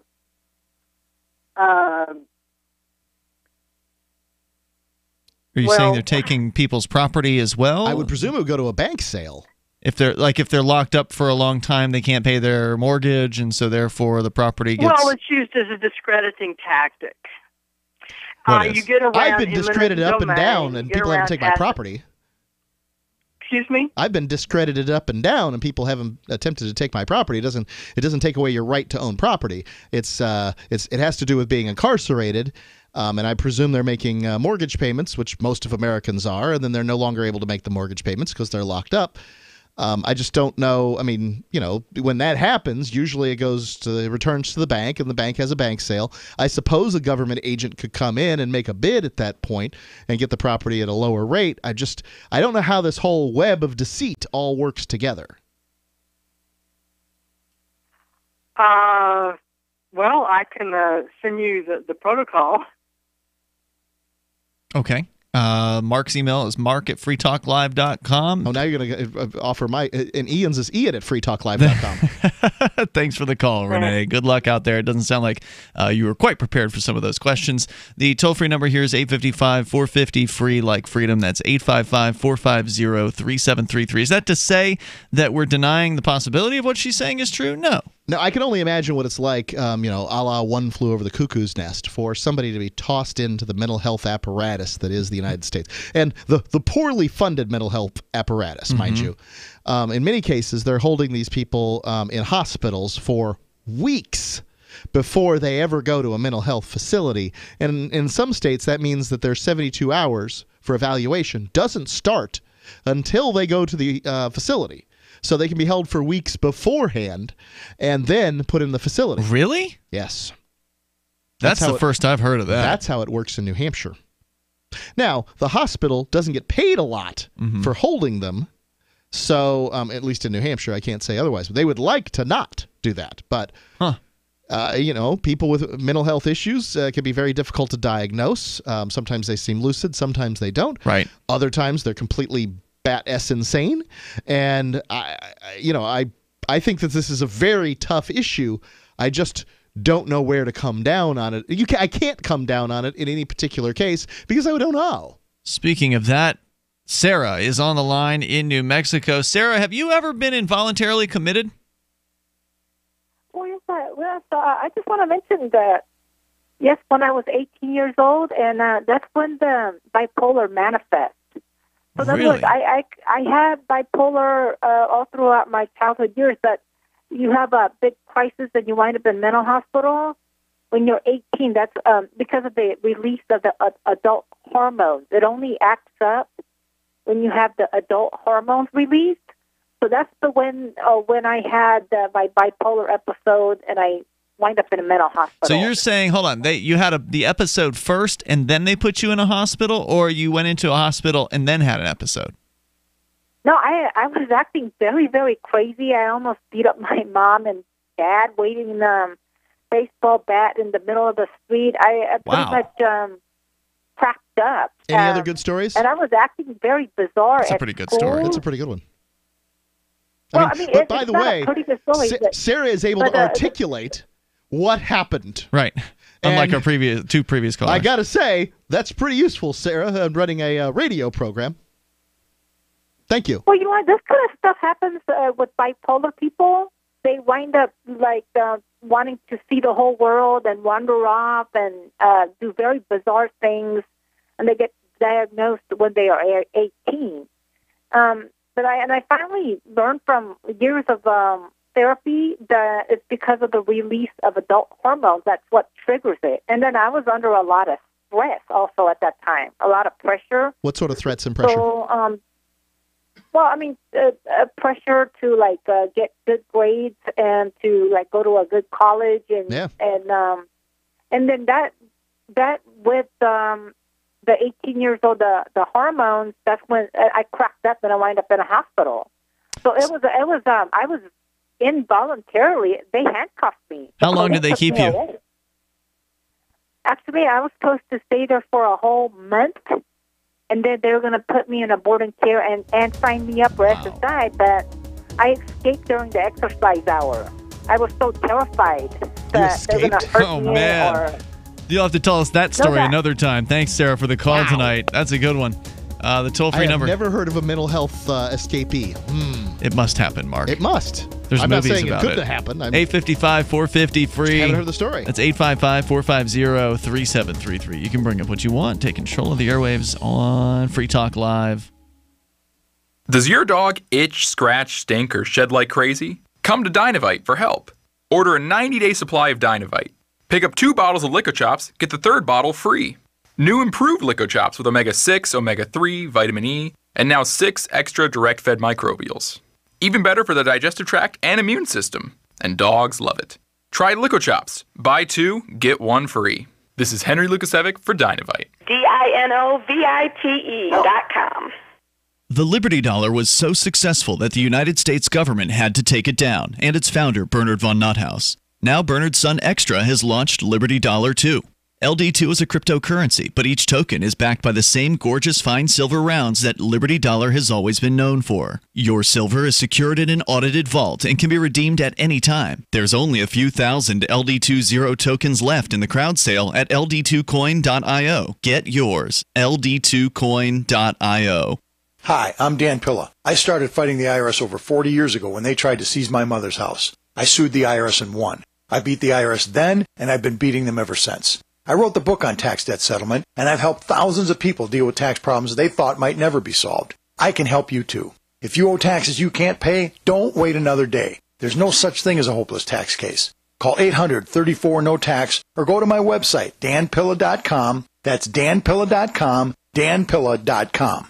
What if there was a social media network only for the conservative? What if there was a social media network not only for the conservative right general public, but also a platform for conservative politicians and advertisers? And what if this social media network was the only free speech network in existence? There is. It's rightsocial.net. Rightsocial.net, a response to President Donald Trump's direct presidential order. Rightsocial.net, where you have the right to freely speak your mind. Rightsocial.net, the right place to be. Why did you move to the Shire?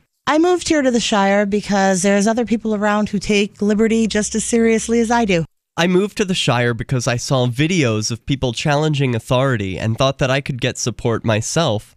It called to me, like, do this right now. I wanted to be around people like me who got it. And once I got here, I knew there was nowhere else that I wanted to be. I've always wanted to change the world. So I moved to the Shire to join people who were actually working towards doing the same thing. The people here are awesome, loving, and positive. It was for the adventure and for the feeling of something important is happening here. And I just wanted to come to sort of be part of that. Visit ShireSociety.com to read and sign the Shire Society Declaration and learn the reasons why, if you love liberty, you should immigrate to the Shire. Plus, connect with others via the forum at ShireSociety.com. That's ShireSociety.com. If you want to know the latest about Free Talk Live before we go on the air, all you need to decide is how you want it delivered. It's your choice. Visit news.freetalklive.com. You can get emailed announcements and participate in contests via our email updates list. Plus, we have a Twitter account that you can follow and a Facebook page where you can become a fan. So visit news.freetalklive.com to get news about Free Talk Live as soon as it's announced and the way you want it delivered at news.freetalklive.com. That's news.freetalklive.com. Are you a cryptocurrency advocate? The Crypto Tip is the ideal outreach tool to help new people discover cryptocurrency. It's a printable business card-sized tip that you can give to service providers, preferably in addition to a good cash tip. When the server scans the QR code, it'll bring up an explanation of cryptocurrency, how to install a wallet, and allow them to claim the tip. If they don't claim the crypto, you get your tip refunded to you after a time period you specify. Plus, if they do claim the tip, you get an email alert. Create as many tips as you want at cryptotip.org. That's cryptotip.org. This is the Liberty Radio Network, broadcasting the latest liberty-oriented audio content 24 hours a day at LRN.FM.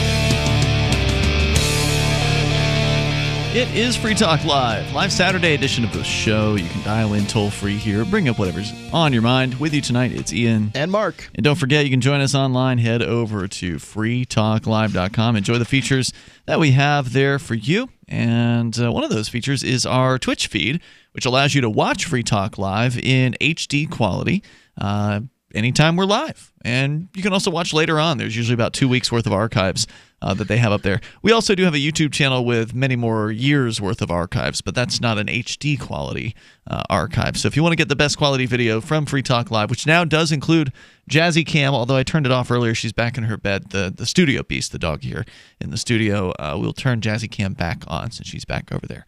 2 Jazzy Cams, as a matter of fact. Which, you can see a really cute dog sleep. Yeah, she's super cute. Anyway, go to twitch.lrn.fm. That's twitch.lrn.fm, and you can find our feed there. Follow us; we would appreciate that. And if you have Amazon Prime, you can link up your Amazon Prime account with your Twitch account, and then you can assign, if you would like, you can assign your free Twitch subscription that they give you as a perk of one of your Amazon perks to Free Talk Live's channel. And we would appreciate that. So the instructions are there. You do have to visit the full website to get those instructions. It doesn't appear on their mobile sites. Just keep that in mind. Over at twitch.lrn.fm. As we continue, here we go to the Discord on-air call-in line room where Free Market Penguin is on the line in Virginia. Notice the audio quality of this call. Yes, go ahead. Hey, what up, guys? I hope the audio quality is doing pretty well. It's good. On my kind of newish setup here. All right. Yeah. So loud and clear. Just wanted to call about. I tend to often call about something I heard earlier in the day, and today I was listening to NPR, some program, and what piqued my interest then was they were talking about a story out of Texas. That we know this Texas has like 1 in 10 of America's school children, and thus what they teach, their curricula and their textbooks. Yeah, their textbooks kind of determine the national market, or have a big impact on the national market for public schools and private schools, I'm sure, as well. Interesting. I didn't know that. And they changed their official policy, which idea that we needed a kind of official state-sanctioned policy, but their official the word's not really If you policy, have a state-sanctioned school, you're going to have a state-sanctioned policy. I mean, what else would there be? No doubt. Like the Texas School Board Commission or whatever it is, the school book, whatever that body is, it's actually, if you look at the news, hugely influential. But what it was about the cause of the Civil War. So let me just say this. Oh, I can hear this one coming down the pike here. Yeah. So currently, the idea was the cause of the Civil War was in the first two were like the states' rights, sectionalism, and then third, ordinally, was slavery, and there was what was reached was a compromise position. The compromise position was that it was slavery was central to the causes of the Civil War, and what the Democrats were actually pushing for. Of course, you push beyond what you expect to get, but what they actually were pushing for was just slavery. That was the only thing that's mentioned, and it's ridiculous because we know that it was the states' rights to have slaves.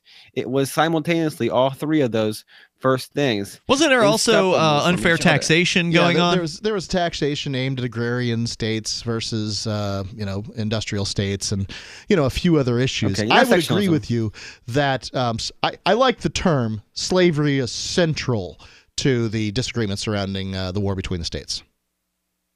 But the idea is that it's a partisan issue at all.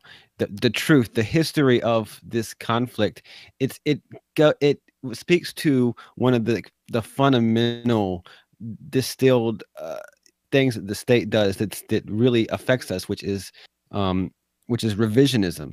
They do revisionism in history and in news, and whatever partisans want to take control of these boards, and whatever partisans are in charge, whatever regime or administration is in charge, the idea of all states, to one extent or another, is they engage in revisionism of history, and they want the history to benefit them.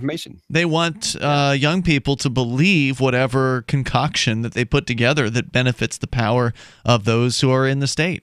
Democrats want people of color of all sorts to consider Republicans to be the enemy, and Republicans blithely go on messing this up as much as they possibly can. It seems like, I guess this just doesn't surprise me. It seems odd to me that people want to say that the Civil War had really just nothing to do with slavery. Now, I would agree that if the South had been successful in its war, that probably slavery would have gone away on its own. Yeah, on its own. Which is how it did in the rest of the world. The whole rest of the world.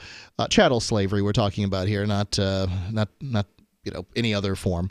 Slavery has existed with man as long as man, basically since the Agrarian Revolution, and arguably before that. We just don't have a lot of records.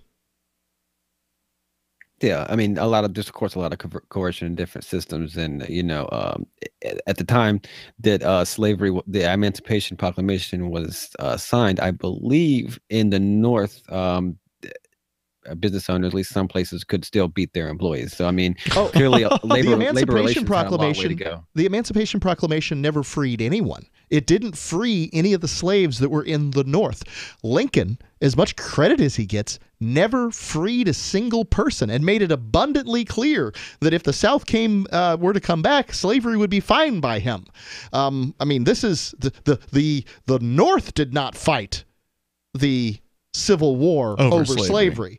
The South seceded over slavery. The North fought the Civil War to keep the South in the Union. It was for cohesiveness of the Union. It's for power. That's another way of saying the power. The deadliest war in American history could have been stopped if the South had decided to come back, and slavery would have been retained for some period of time further. Now, I'm glad it wasn't. Something had to happen to stop it. But I think it's an interesting issue. Should we look back at a man like Jim Brown, who fought a violent revolution in Missouri to free slaves prior to the Civil War, and should we look back at him as a hero because he killed government bureaucrats, he killed officials in order to free slaves? I think that's a laudable thing. But is it Jim Brown? John Brown? Was it John Brown? I think he was in Virginia. Fine, I don't have my computer sitting here in front of me, so I can't tap away and cheat like I normally do while I'm on the air, which is, I look like this compendium of knowledge. I'm just a pretty good typer.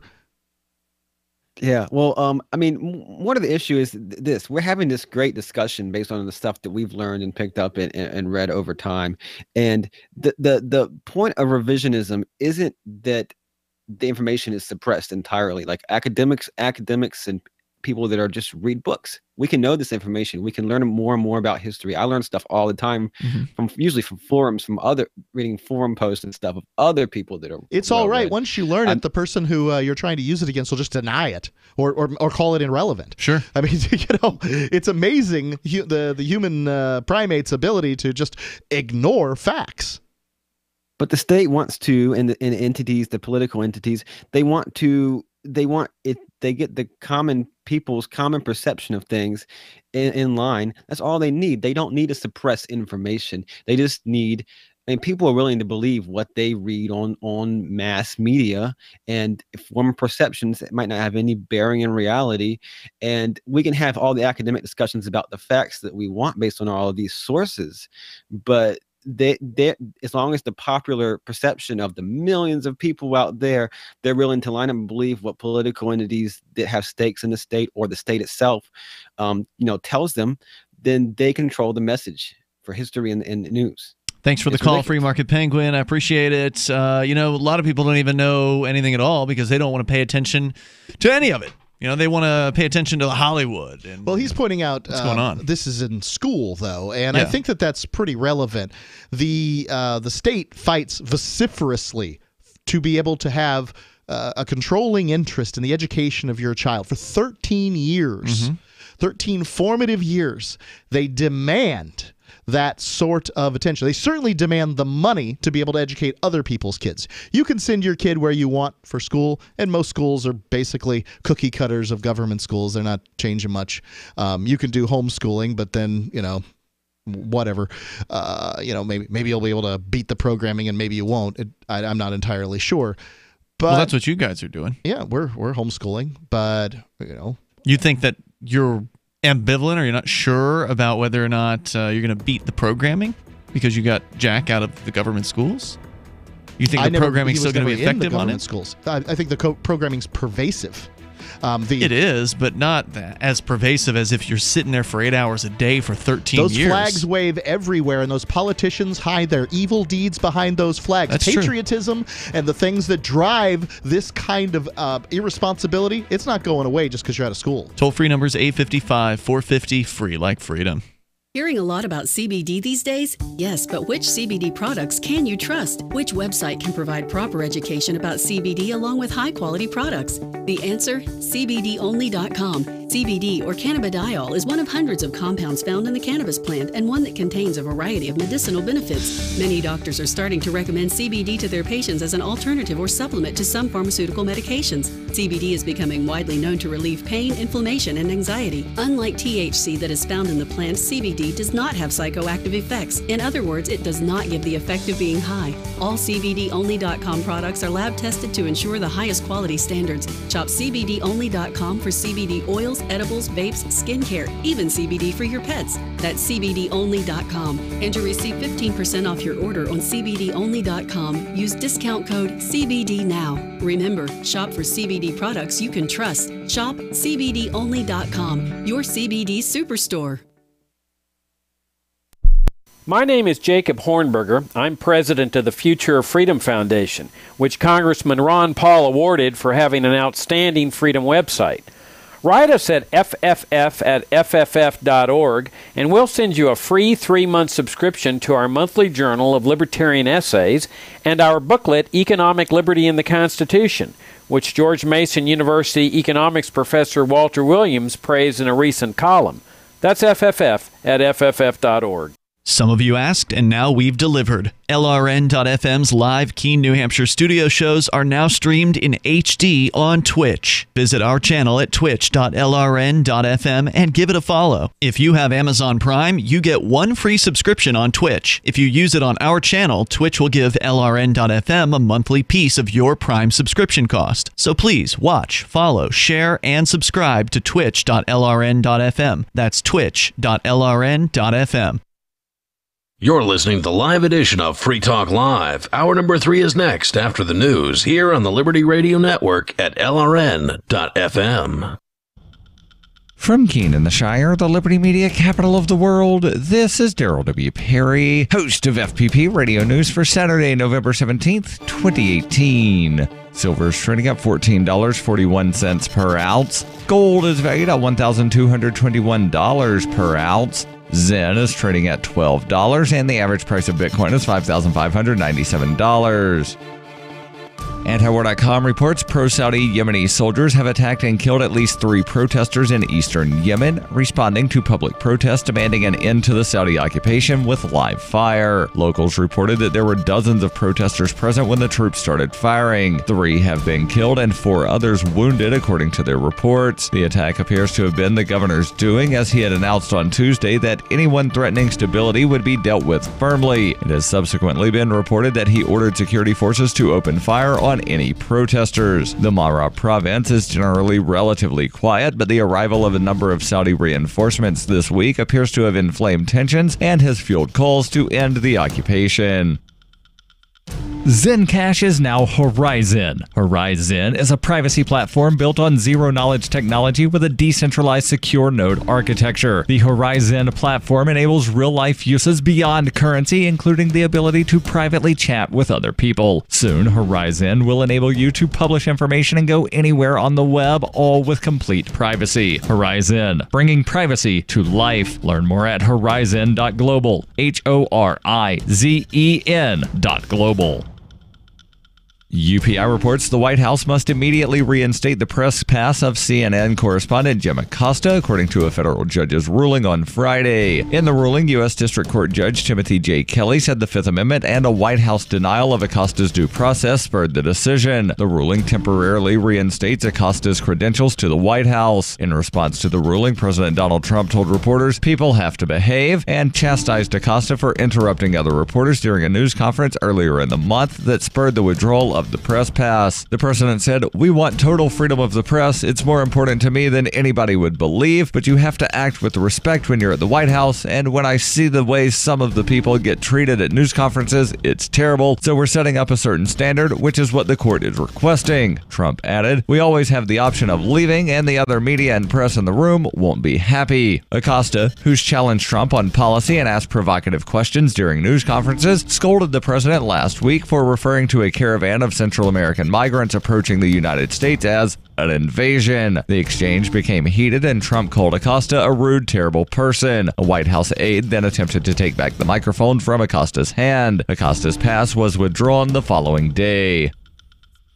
In 1999, Daryl W. Perry began a search for traditional values, which led him down a path to the ideas of liberty. He tells the story in A Rebel's Journey, My Path to Liberty. Of the book, Dr. Brian Sovereign says, "Sometimes it's funny, and sometimes I think it's crazy, but it's always authentic." Ask for A Rebel's Journey wherever books are sold, or visit arebelsjourney.com.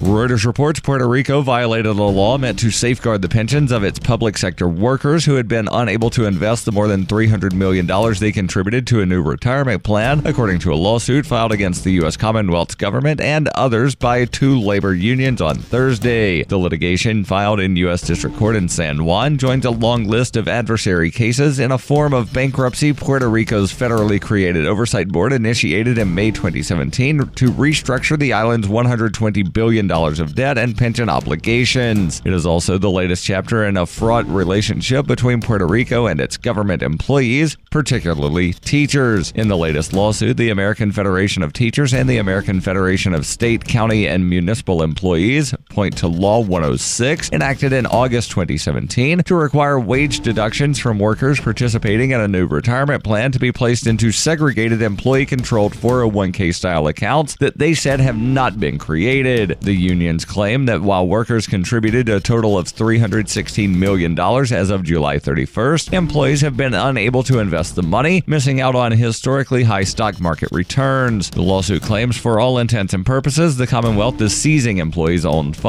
and hiding it under a mattress, in this case upon information and belief, government bank accounts at Banco Popular earning virtually zero interest. The lawsuit also seeks an undetermined amount of compensation for lost investment income. This has been FPP Radio News. Online at fppradio.com. The couple told reporters this week that they routinely urge their son Patrick to devote all of his time and resources to his improv comedy education. We keep telling Patrick again and again that if you don't buckle down and start learning basic concepts like yes and the Herald now, nobody is going to take you seriously later in life. He has to start thinking about this now. The parents explained that he should try to get as much out of his improv training as possible by attending improv jams, forming a few indie teams, and doing as much bar prov as possible to keep himself warm for those upcoming Herald auditions. The fact is, if Patrick were on stage with his fellow improvisers, and one of them were to play, say, a supervillain who's afraid of mice, Patrick wouldn't even be able to identify the game in that scene, let alone respond in a supportive way. I gotta say, I had this internship at a law firm, but I quit to do a character workshop and a musical elective. I think this is really gonna pay off for me in the long run. This is the Onion News Network.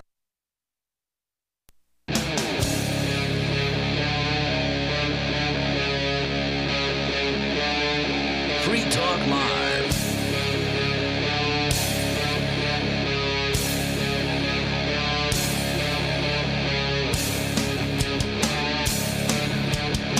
Free Talk Live. Dial in toll free, whether it's slavery or Facebook, whatever you want to talk about goes here. That's the range that we've covered here so far Slavery tonight. of your mind. With you, it's Ian. And Mark. And we can get back into senators threatening Facebook. Now, again, I'm not a big fan of a lot of what Facebook does, but I think they should be free to run their company however they want. And now some tough-talking senators are saying they might regulate Facebook if Facebook doesn't do what they say to do. But what is it that they want Facebook to do exactly? We'll get into that coming up here in a moment. But first, we go to the phones, to the fun. He's Larry in Indianapolis, listening to WIBC FM. Hello, Larry. How you doing, boys? Hey, what's on your mind? You know something? People can't wrap their minds around what slavery really was. Slavery was importing about maybe 50,000 head of breeding stock from Africa and perpetuating that because we stopped importing slaves in 1810. I thought it was 1812, but all right.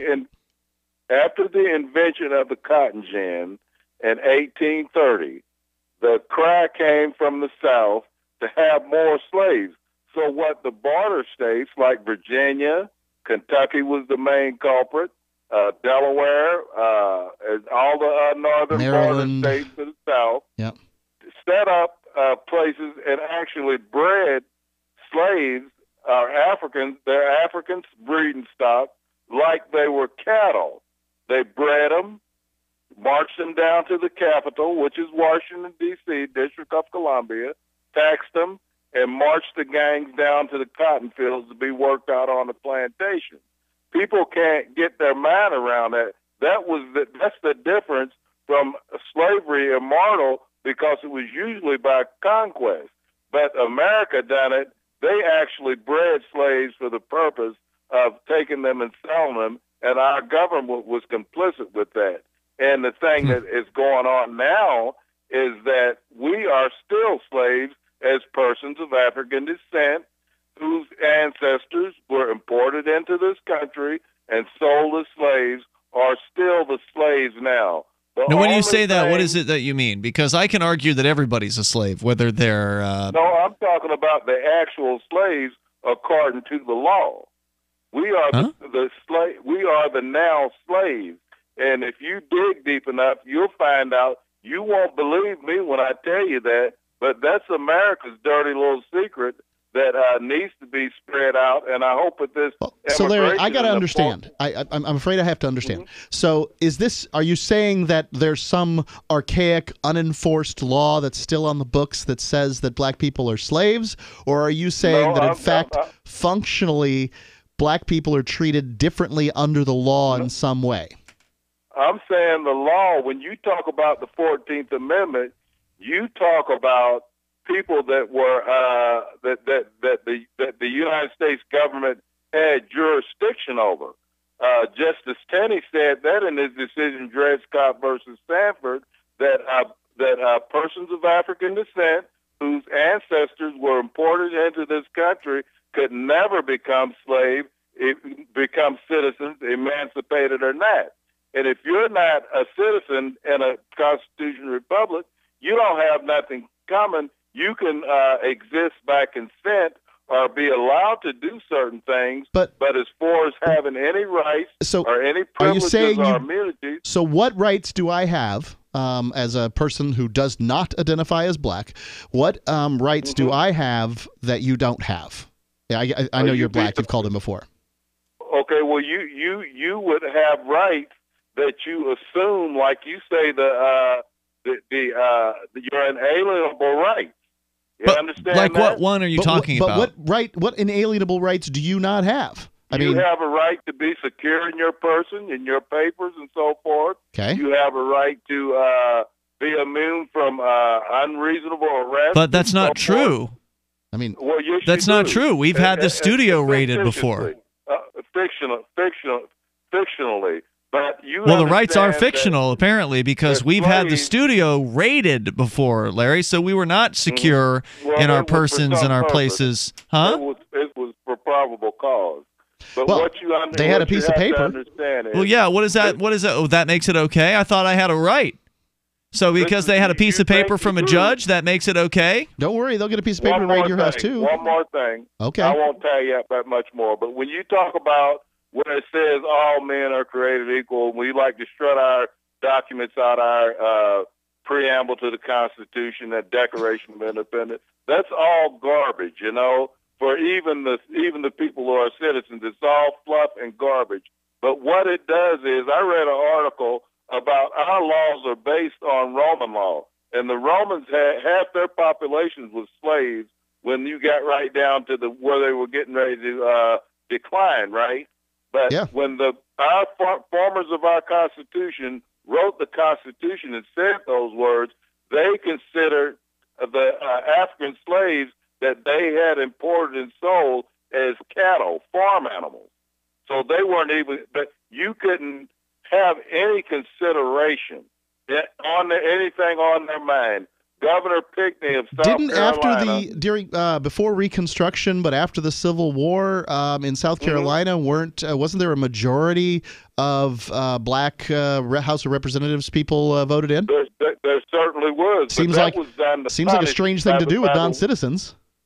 That was done by the white Northerners to punish the South for their rebellion.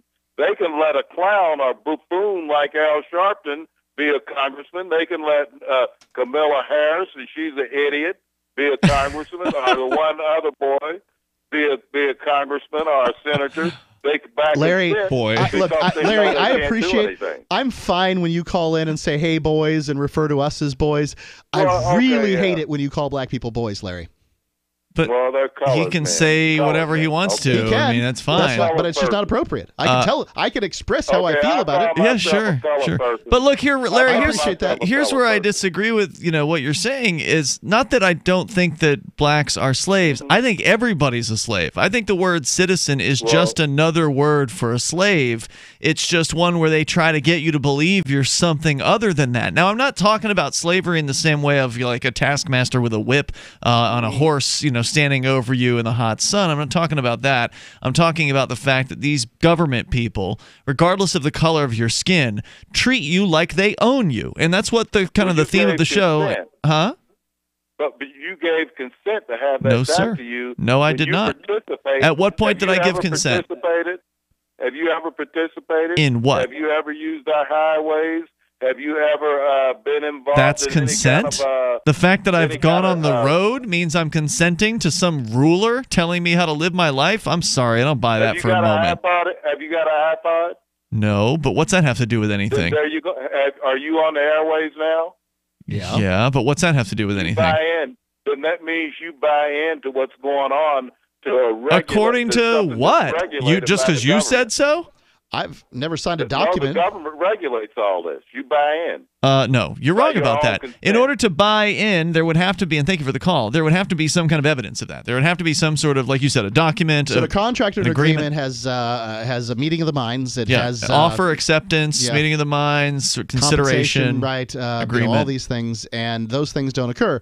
I mean, the government treats you as though you have consented to all of this, but you can go ahead and attempt to withdraw that consent at any time, and they will not honor it. So, certainly, I've tried. They won't. Right. Like I've tried it in court. I've tried it at the city clerk's office. The best way to look at the government is an organization that provides a service as a monopoly. And an awful service. Well, I mean, the service is whatever the service is. Because they're a monopoly. Every monopoly provides a bad service. I mean, that's what they do. They worked with the government, which is a monopoly, in order to be able to provide this monopoly service, and they give you high prices, bad customer service, a whole variety of other things. And just look at the government like what it is. It's a monopoly. And the more things you give them control over, the more things they're going to claim a monopoly over, and the worse service you're going to get, and the higher prices you're going to pay. We got more coming up here, and you can join us. The toll-free number is 855-450-FREE. The government doesn't care what the color of your skin is. They just care whether you obey. They may. Well, some of their agents might individually. Well, the government doesn't exist. We have some good news. The indictments against Ross Ulbricht in the District of Maryland were dismissed with prejudice, meaning they can never be refiled. This is especially good because those indictments contain the only charge ever made that Ross engaged in murder for hire. This was a serious allegation that Ross Ulbricht denies. It was never prosecuted or ruled on by a jury, but was trumpeted by the federal government and the media as if it were proven fact. The Maryland court held these indictments for almost 5 years, poisoning Ross's case and leaving him under a cloud of unproven allegations. As explained in Ross's appeal to the Supreme Court, the fact that the judge used these allegations to give Ross a draconian sentence of double life without parole violated his Sixth Amendment right to a jury trial. Judges are required to issue sentences based on convictions decided by a jury, not unproven allegations never even charged at trial. Although this is a positive development, the dropped indictment will not set Ross free. Now, a presidential pardon is Ross's only hope of freedom. Sign the petition at freeross.org. freeross.org. Bitcoin.com is delighted to announce their latest partnership with the gift card specialists at eGifter. With many of the world's leading brands on their roster, it is now easier than ever to get the gift cards of your favorite brands with Bitcoin Cash. To get started, just follow these simple steps. Visit giftcards.bitcoin.com, pick the gift card you want, follow the instructions on your screen, and make your payment using your Bitcoin Cash wallet. Sit tight and your gift card will be delivered to you as soon as it's ready. That's giftcards.bitcoin.com. Your property and your family are precious. Protect them with Blink, like we have. Blink motion-activated HD cameras are wire-free, set up fast, and their batteries last up to 2 years. Blink's live feed option lets you monitor what's happening at home anytime, anywhere, from your smartphone. No contracts, no subscriptions, and Blink works with Alexa. Get your Blink camera system starting at less than $100 by visiting blinkprotect.com/FTL. blinkprotect.com/FTL.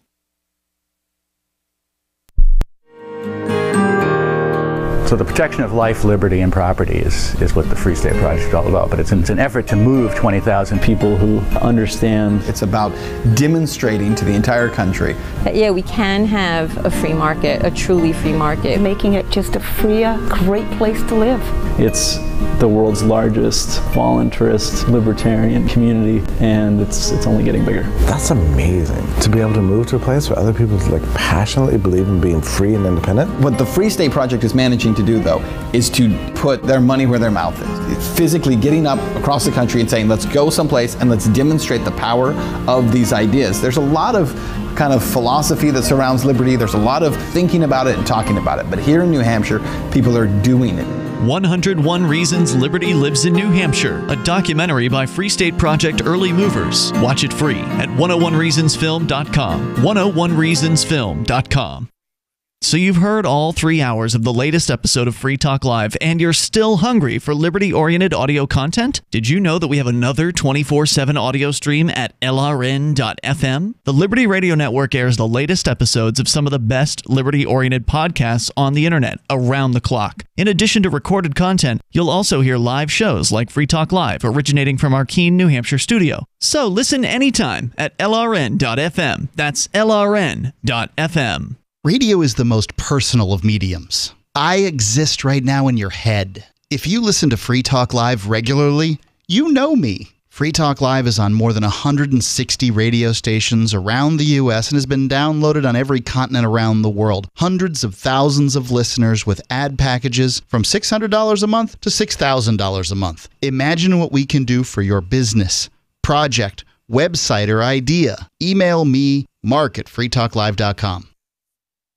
You can sign up to receive the latest about the Liberty Radio Network via our email updates at updates.lrn.fm. That's updates.lrn.fm.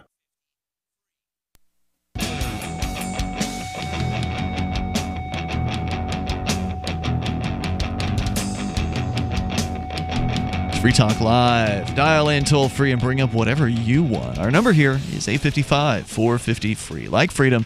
That's 855-450-3733.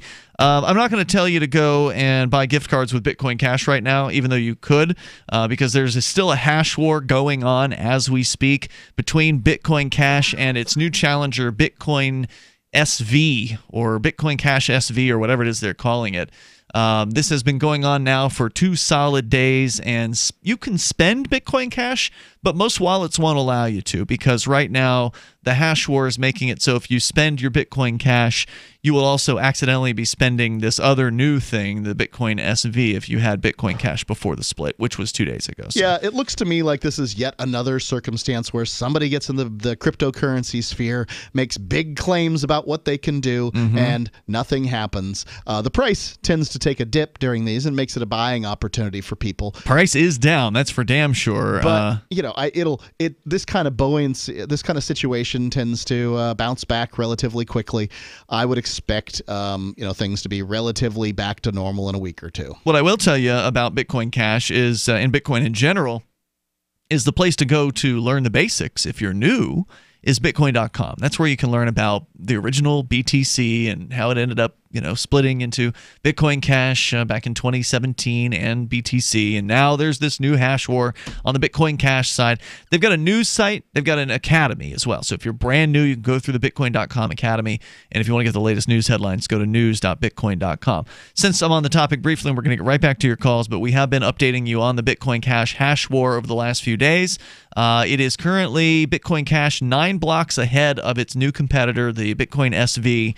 And earlier today, for the very first time, SV did cross over the hash rate, meaning that the hash rate of Bitcoin Cash dropped pretty precipitously. During this 2-day war, apparently for somewhere in the neighborhood of an hour or so, maybe a bit more than that. The one side has been in charge. They did take over for a little bit earlier today, but now it looks like Bitcoin Cash is going back on the upswing and separating, putting a little distance between the two. So basically, what's happening for the uninitiated is there's a bunch of computer geeks, literally at a computer geek war with one another. Yeah, it's their version of a horse race, really. Yeah, they're trying to throw as much money at these the mining operations of these two competing coins. This one is brand new, this SV thing. This is the one run by the guy who's been blustering about how he's going to destroy Bitcoin Cash, and it's a very hostile kind of situation. Yes. And he has not been able to pull that. He hasn't even come close.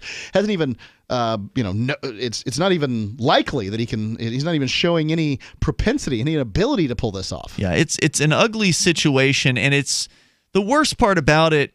Besides the fact that it's technically confusing if you're new to the concepts, because we're doing general brushstrokes here. If you wanted to get into a detailed conversation about this, go back to our Tuesday show this week where we had Vin Armani in the studio with us. We spent a good amount of time talking about what all this means and explaining some of the concepts here. So I don't mean to be generic here or too general, but that's what we have to do because we're not really into this topic. And anyway, my main concern with all these hash wars, or this is, I guess, the first time this has really happened, but it probably won't be the last, is that it's not good publicity. You know, when you've got these people out there fighting with one another, it does make it seem like, this is unstable. Well, this is really one person and one group that's attempting to fight. The other's just defending. Sure, but it still is ugly, and it looks bad, and it looks unstable, and it would make people think, at this point, I don't want to invest in this. This is dangerous. I don't understand this. At this point, the bully has spent millions of dollars to try to win this. Or the bullying organization has spent millions of dollars in order to win, and hasn't even come close. So I think that's a good thing.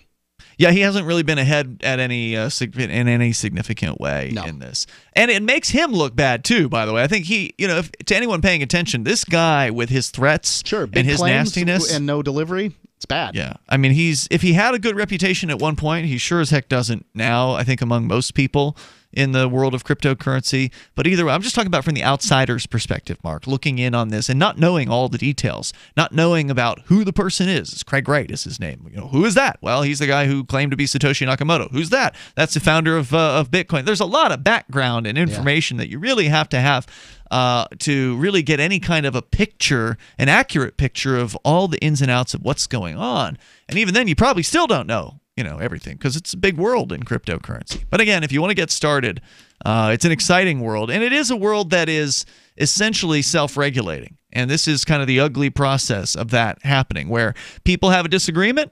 In this world, the cryptocurrency world, they can just break off. Right. They can, just like any religion has schisms and break off, the same way in a self-regulating society, sometimes two guys have to stand in the middle of the street at high noon and draw guns on each other. Sometimes. Well, in this case, there's no actual violence being done. It's just computers competing with one another. So all things considered, it's a relatively safe activity, but there are some risks as far as spending your Bitcoin Cash at this time. And like I said, most wallets and exchanges are doing the responsible thing, and they're telling people, just hold off on your Bitcoin Cash. All right, so go to Bitcoin.com. You'll learn more there. Russell is on the line in Virginia, listening to WLNI FM. Hey, Russell. Hey, guys. How's it going? What's on your mind? Just one quick thing about Bitcoin. Sure. Hail Trump. Hail Trump. Down with the left. Long live Donald Trump. Down with the caravan. Do you think we're going to drop you? Is that all you got? All right. Wow. I didn't drop him. No, I didn't either. He hung up the phone. It's Free Talk Live. What did he think he was doing there? I don't know. Sound like an idiot? Wow, you got on conservative. Most of the stations carrying this show are conservative talk radio stations. We do have a handful of progressive talkers because we're the only show that actually can be on both of those types of stations.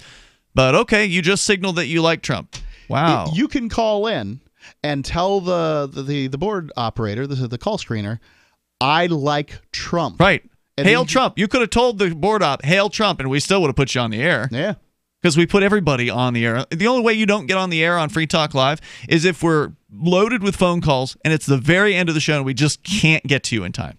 And then you can call tomorrow night, because it's open phones every single night. Let's go to your calls here and thoughts. Too bad. I was hoping he actually had something to say about Bitcoin. Let's go to Brian. He's in Indianapolis listening to WIBC FM. Hello, Brian. Hey, how you guys doing tonight? Good. What's on your mind? All right, so I try not to watch regular network TV, but the other day my wife had The View on.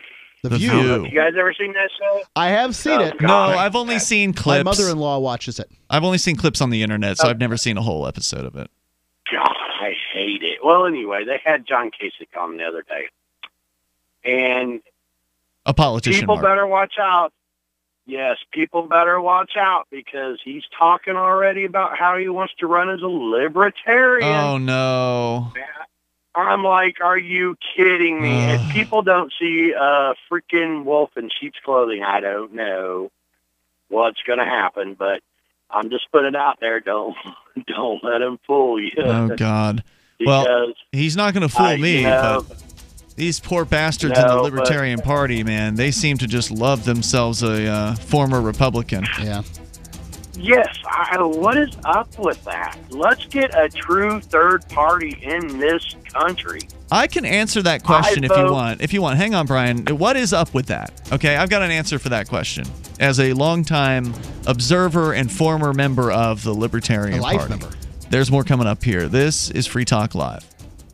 Hunters, anglers, campers, and survivalists. Get back to nature. Expand your horizons with the highest quality, most versatile, unique slingshots and sling bows on the market at slingbow.com. Slingbow products are compact and models start from just $17.98. They're perfect for your bug out bag or storing in your vehicle. Give yourself and your loved ones the excitement and tradition of Slingbow, a new frontier in archery and truly modern twist on this primitive survival tool. Feel the thrill only at slingbow.com.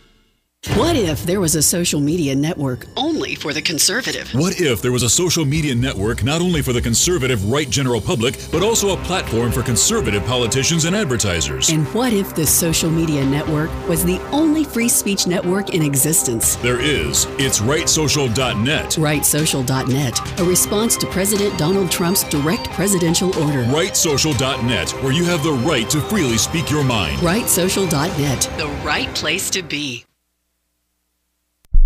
The easiest thing in the world for a reader to do is to stop reading, according to the late, great Barney Kilgore, who became managing editor of the Wall Street Journal in 1941 and grew the paper's circulation from 33,000 to 1 million by the 60s. And he'd be pleased to know that his paper is one of the few that people now pay to read online. Someone else pre-internet who realized that attention is fragile? Motown Records founder Berry Gordy. In the early 60s, when his label dominated the charts, he'd bring a dozen real people into the Hitsville, USA studios and audition songs. And he'd ask, if you were down to your last dollar, would you spend it on this record or would you buy a sandwich? Today, attention span seems like an oxymoron. For tips on cutting through the clutter, hit survivalspeech.com. I'm Holland Cook. This Your Family Today tip is brought to you by Nesquik. Try Nesquik 4-packs, perfect for lunches and great for kids on the go. Look for it in the juice aisle. Snack time is a great chance to sneak extra calcium into your child's diet without making him feel like he's eating something he doesn't want. Serve up dairy-rich foods like smoothies, flavored milk, frozen yogurt, and string cheese. He'll love the treat, and you'll love knowing how good it is for him. For more tips like these, visit us at parenthood.com/yourfamilytoday. LRN.FM is proud to announce our official listening apps for Android and iOS devices. Now you can easily tune into our streams anywhere, anytime on your smartphone or tablet. Just visit apps.lrn.fm or search for LRN.FM in the Android or Apple app stores. Please download, rate us 5 stars, then share the link on your social media and let your friends and family know how you're listening to LRN.FM. Download it now, free at apps.lrn.fm. Free Talk Live. Crack cocaine, the way it hurts individuals and communities, I would really like to see dealers get the death penalty. Why are you so violent? It's a violent drug. It gets to your brain, it reorganizes, it actually physically changes the structure of your brain. You know, that's true with alcohol. The community is being put in danger by the fact that these drugs are illegal. I don't use crystal meth, but I'm in danger from those who do use crystal meth, in that if they need another hit and they can't afford it and their drug dealer's not willing to accept a BJ in order to give them a hit of crystal meth, then they are going to go and steal things, break into cars, break into homes. If you can't see how prohibition creates more problems than it solves, if you can't see how prohibition leads to more violence, just look at Al Capone and the history of alcohol. Yes. It's simple. Free Talk Live, 7 nights a week from 7 to 10 Eastern, live on the Liberty Radio Network at LRN.FM. What's up next? Visit the Liberty Radio Network program guide to find out at shows.lrn.fm. That's shows.lrn.fm.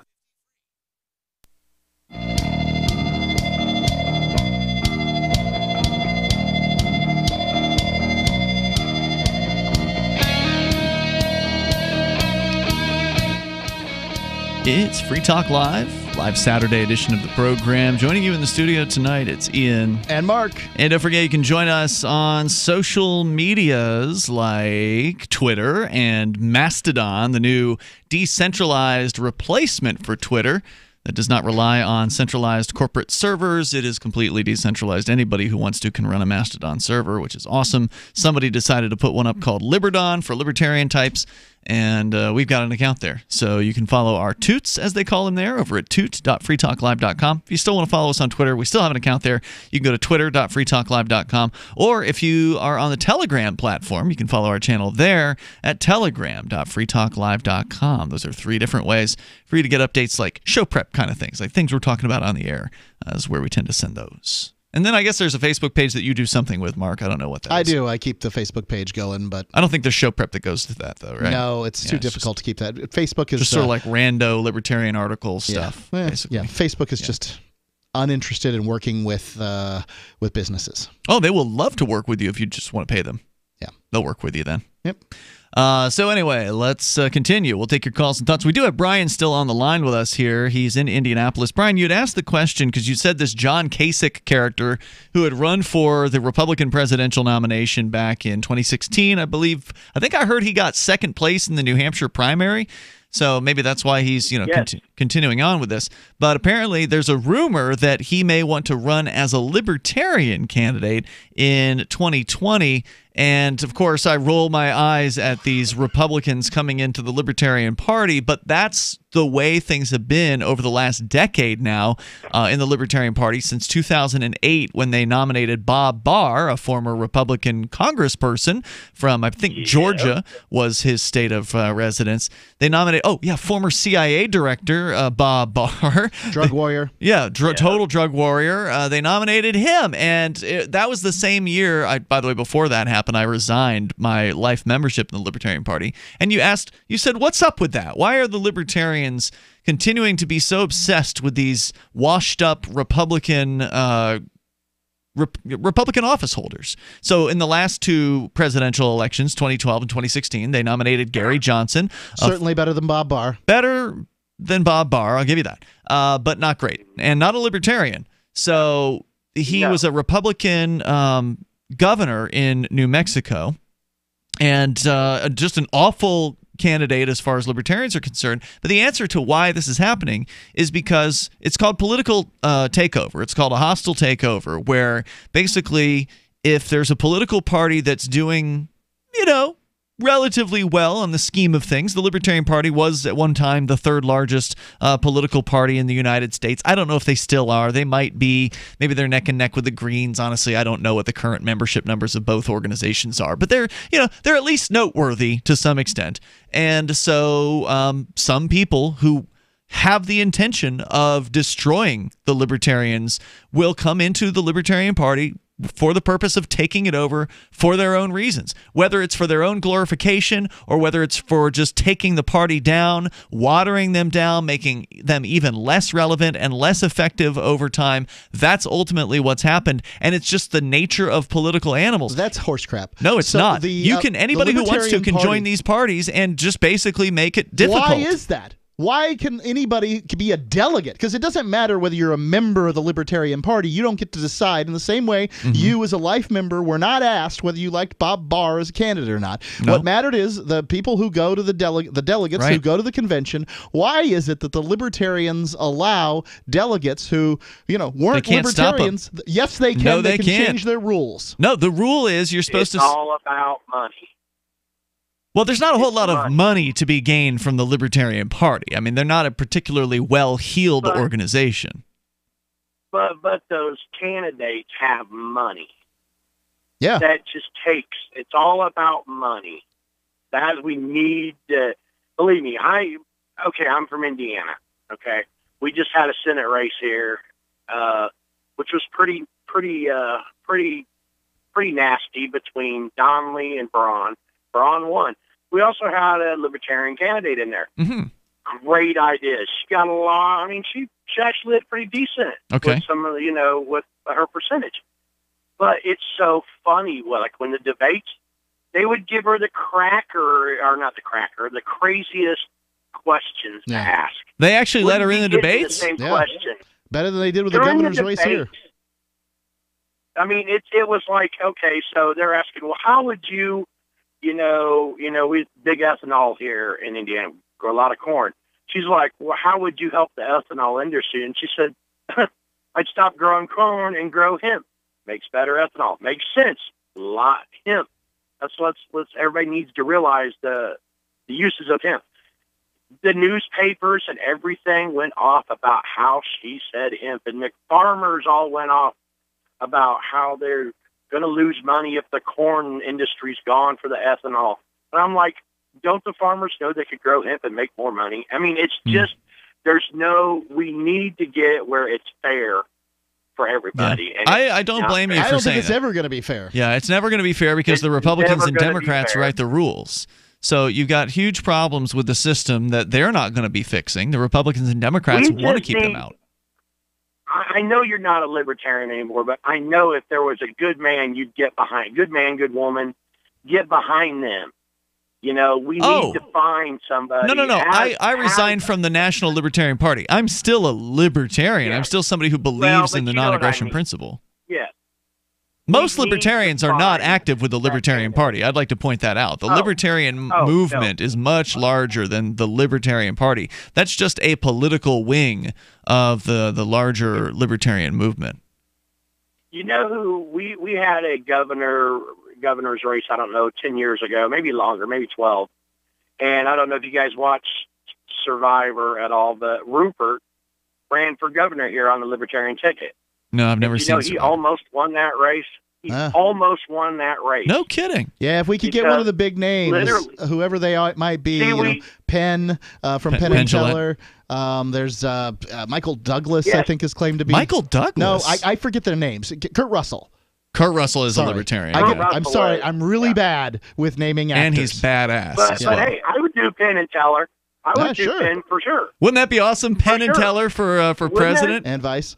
Right. Vice president. Hey, it could be worse than what we got now. So It would be actually really good. Hey, thanks, Brian, for the call, man. It would I be appreciate hearing from you. The toll-free number tonight is 855-450 free like freedom. Although there's rumors, Mark, that from the libertarian side of things, that Patrick Byrne, the founder of Overstock.com, may be throwing his hat in the ring. Well, he'll do better than most. There's some kind of, I guess, like fancy dinner that certain libertarians were invited to, and I don't think it's happened yet, but it's like a $500 per plate dinner, and there's only 18 seats available. Oh my! So there's some sort of big announcement that's supposed to be coming from Patrick Byrne at this dinner. And many are speculating that he may be deciding to throw his hat in the ring, which would be very interesting. He seems a pretty libertarian chap from our interactions we've had with him over time. He's also a big cryptocurrency fanatic, with Overstock.com being the very first billion-dollar company to accept off the chain Bitcoin. like John McAfee. You mean like eccentric?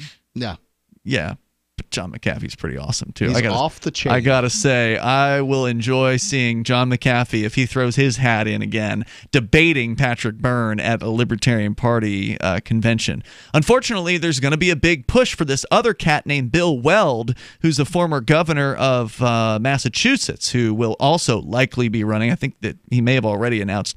But this is the guy who was Gary Johnson's vice presidential running mate, and arguably even worse than Johnson as far as he was a Massachusetts governor. Yeah, he was running for president and basically endorsed Clinton. More than once. Yeah. It wasn't like an accidental slip of the tongue or something like that. He basically said he was old buddies with her and thought she was just swell, essentially.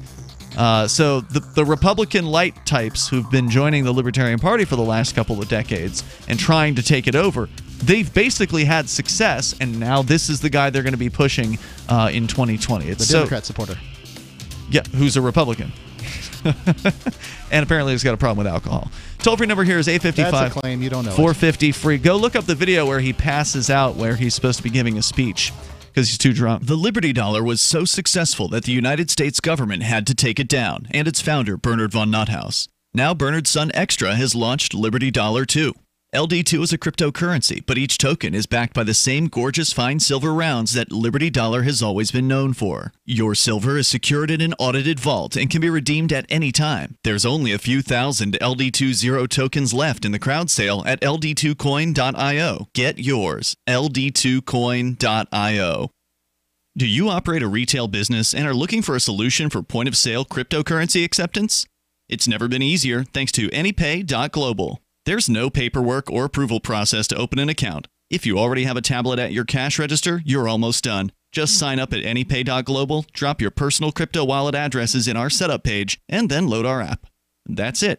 You're accepting cryptocurrency like Bitcoin and Dash at your store. Get started now at anypay.global. That's anypay.global. This is George Norrie from Coast to Coast AM and History Channel's Ancient Aliens, and we're proud to promote amazing energy, nutrition, and skincare products from Jeunesse.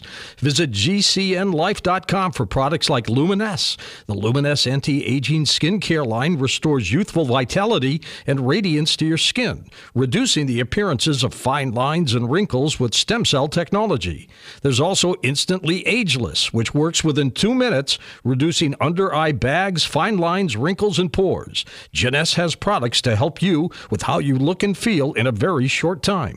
Nobel-nominated Dr. Vincent Jampapa has designed several products helping the body perform better. Jeunesse products have a 30-day money-back guarantee, and they're available up to a 25% preferred price discount. See all of the amazing Jeunesse products at gcnlife.com or call toll-free 1-844-443-6637, 1-844-443-6637. Is spreading the message of liberty, cryptocurrency, and peace around the globe worth $2 per month to you?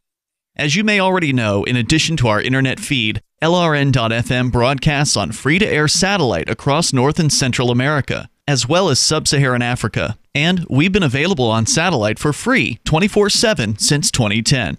The LRN.FM free-to-air satellite signal is reaching some of the most oppressive regimes in the world, and there's no doubt our ideas are making an impact. You can learn more about the channel's impact by watching the 3-minute video at fund.lrn.fm.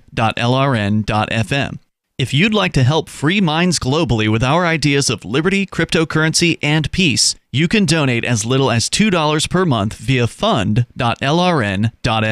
You can help us continue and expand our satellite broadcast to multiple continents. Visit fund.lrn.fm today, and thank you for your help. Don't forget to share the link on social media. That's fund.lrn.fm.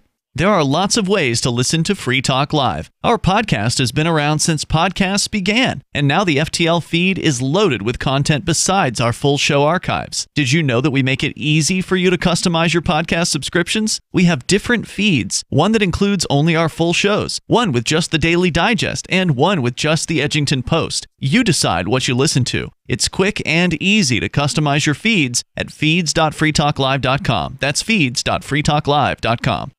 What do you shop for that you could otherwise buy at Amazon? Pretty much everything, right? Amazon has competitive pricing and they deliver, and that's a big plus.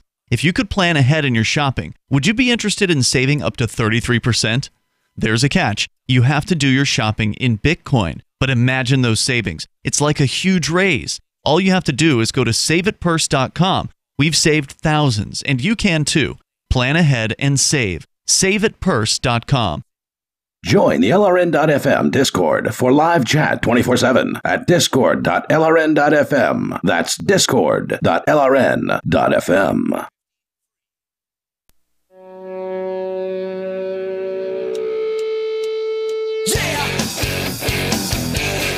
Oh yeah, it's Free Talk Live. Dial in toll free to bring up whatever you want. Our number here is 855-450-FREE. Like freedom, we got a few moments remaining, enough time for you if you get on the lines with us now. And with you in the studio tonight, it's Ian. And Mark. Don't forget, you can join us online. Just head on over to freetalklive.com, and you can sign up for our email list. The email sign-up is right there toward the top of the website. It's easy to find. You'll see it there over at freetalklive.com. And while you're there, you can enjoy archives that go back for more than a decade. There's so many more free features on the website that most of these other talk show hosts want to charge you for on their sites. So go and enjoy and sign up for our email list, which reminds me, I meant to send one today, but I haven't yet. So sometime this weekend I'll send one out, because usually it's once a week that we do the email updates. So go to freetalklive.com as we go to your phone calls and thoughts. It is Chris in Indianapolis listening to WIBC. Hello, Chris. Hello. Hey, you're on the air. Thank you.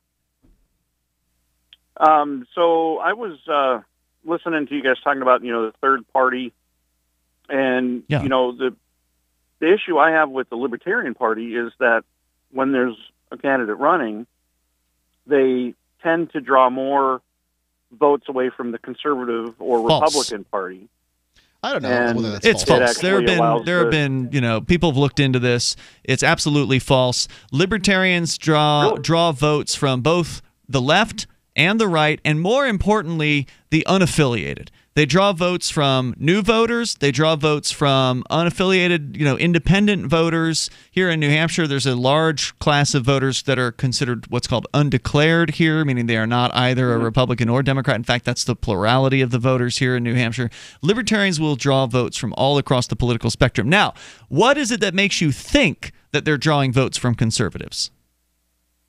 It just seems like any time I've ever seen them running against both a Democrat and a Republican, that the Republicans' numbers are lower. But how do you know what the Republicans' numbers would have been otherwise? By a larger margin than the Democrats. But how do you know what the Republicans' numbers would have been otherwise? You can't compare apples to oranges. Well, just from history, let's say this particular state is more typically seen as being Republican-leaning, red-leaning or whatever. And then all of a sudden a Libertarian gets thrown in the mix, and all of a sudden a Democrat wins. Yeah. I tend to agree what my with you. suggestion would have been if that was that was true. I tend to agree with you sort of anecdotally that libertarians draw from more Republicans, probably because in the absence of a libertarian, I will generally vote Republican. And that's probably that's the reason your own bias then. It is. That's why I tend to agree anecdotally. Yeah. I think I've made it clear that that's my bias. However, I would ask you this. As a person who will vote Libertarian, and in the absence of a Libertarian, then vote Republican, what makes you think that Republican deserves my vote? Yeah, I guess I don't know how to answer that. But That's what I 'cause they was don't. hoping might happen is that a third party might come in that might appeal a little bit more towards the Democrats, since They're called the Greens. Since a lot of the political party of the Democrats seem to be going more and more socialist, that maybe they would be ready for a split, and in the long run help. It's called the Green Party. They're already there. The Greens do very well in the blue states. You'll take a look at places like Wisconsin, Minnesota. See, I don't think I'd ever even heard of the Green Party. Yep, they exist, and it's probably because you don't travel in those circles. But they do real well in Washington and Oregon and places like that, and they're still getting Democrats elected there. Oh, okay. So the joke about the Greens is green on the outside, red on the inside. They're like watermelons. And yes, you do have in Indiana, there is the Green Party of Indiana. They have a website, so if you really want to learn more about them, they're out there. And I think that they'd probably also likely draw from Democrats, but also people who are frustrated with the Dems, people who are frustrated with politics in general. Right. I mean, Trump won quite arguably, and I would just go ahead and say this unequivocally. Trump won because Hillary sucks so badly. If Sanders had taken the nomination, I think Sanders would have beaten Trump, and because there has to be, one state would have made the difference. I haven't done the calculations on how many votes it is. I probably could do that this evening. But how many votes separated Clinton from the presidency? It wasn't very many, and likely in that state, whatever that state was, it could have been Sanders voters who stayed at home because they didn't want to vote for a cheater. Chris, thank you for your call tonight. I appreciate hearing from you. Now, look, I'll give you this much.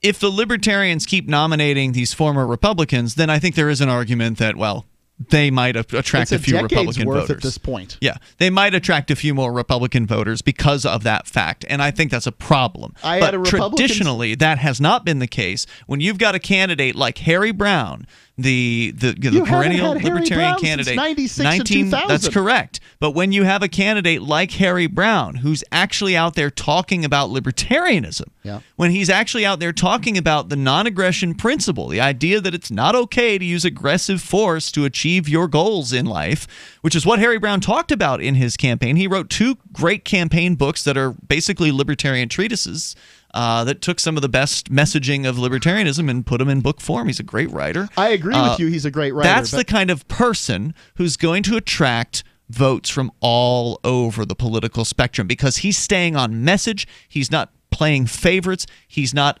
allied with one political party or another. I'm glad that you clarified about whom you're speaking when you say that the Libertarian candidate draws from both the right, the left. I mean a real Libertarian candidate. Right. These hacks in the last 10 years have not been real Libertarian candidates. Well, they're the Libertarian candidate.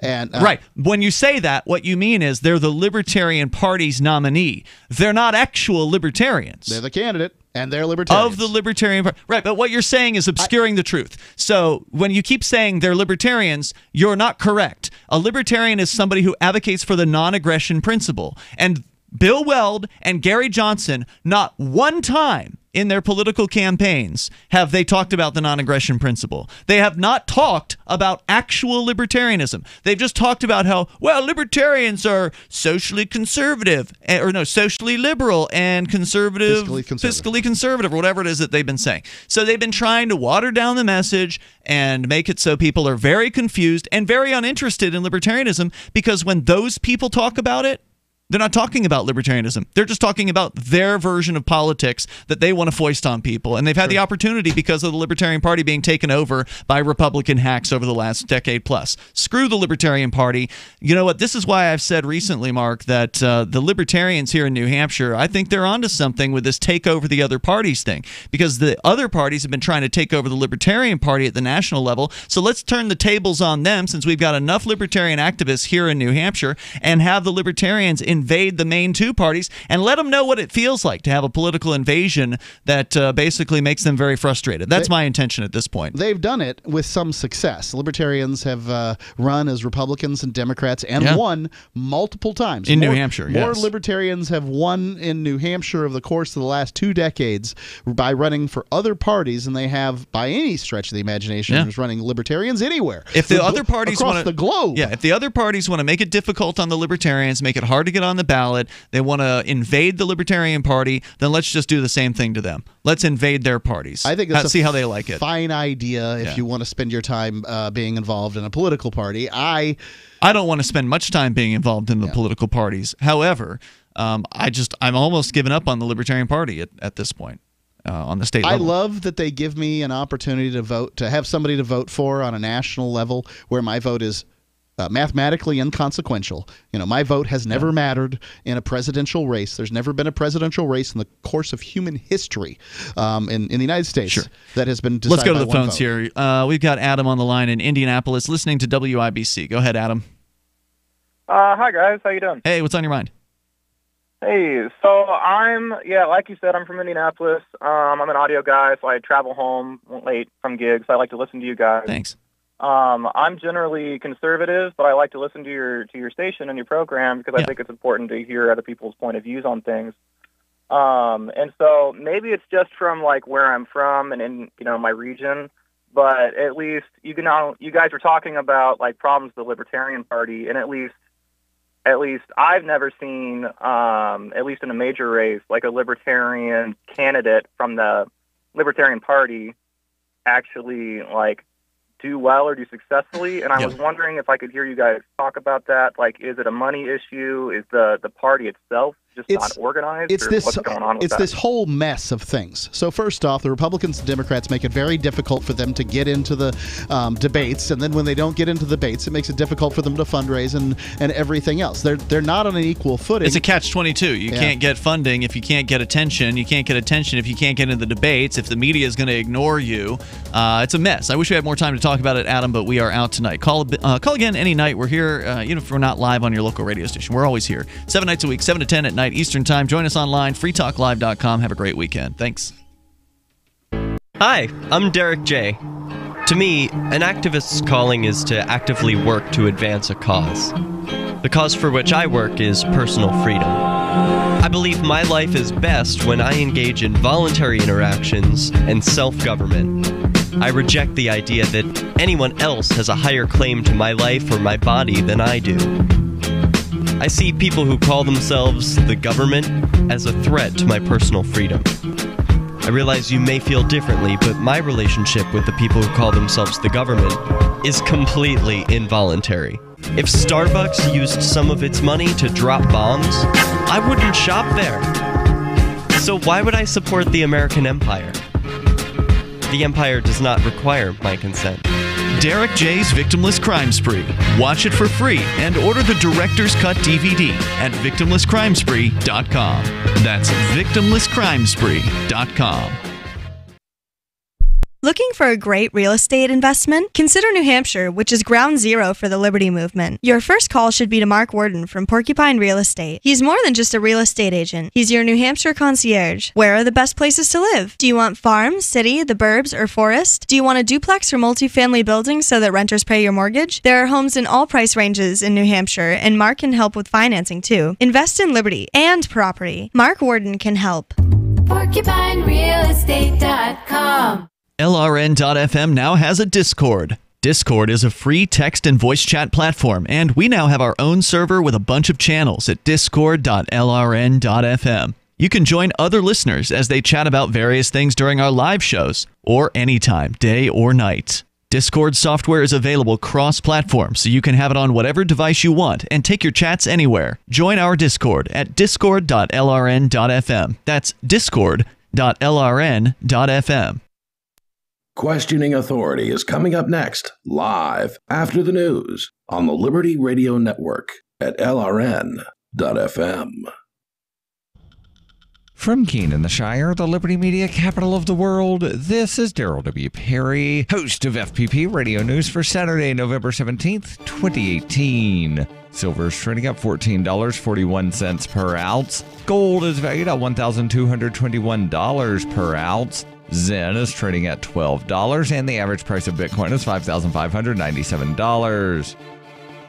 Antiwar.com reports pro-Saudi Yemeni soldiers have attacked and killed at least 3 protesters in eastern Yemen, responding to public protests demanding an end to the Saudi occupation with live fire. Locals reported that there were dozens of protesters present when the troops started firing. 3 have been killed and 4 others wounded, according to their reports. The attack appears to have been the governor's doing, as he had announced on Tuesday that anyone threatening stability would be dealt with firmly. It has subsequently been reported that he ordered security forces to open fire on any protesters. The Mahra province is generally relatively quiet, but the arrival of a number of Saudi reinforcements this week appears to have inflamed tensions and has fueled calls to end the occupation.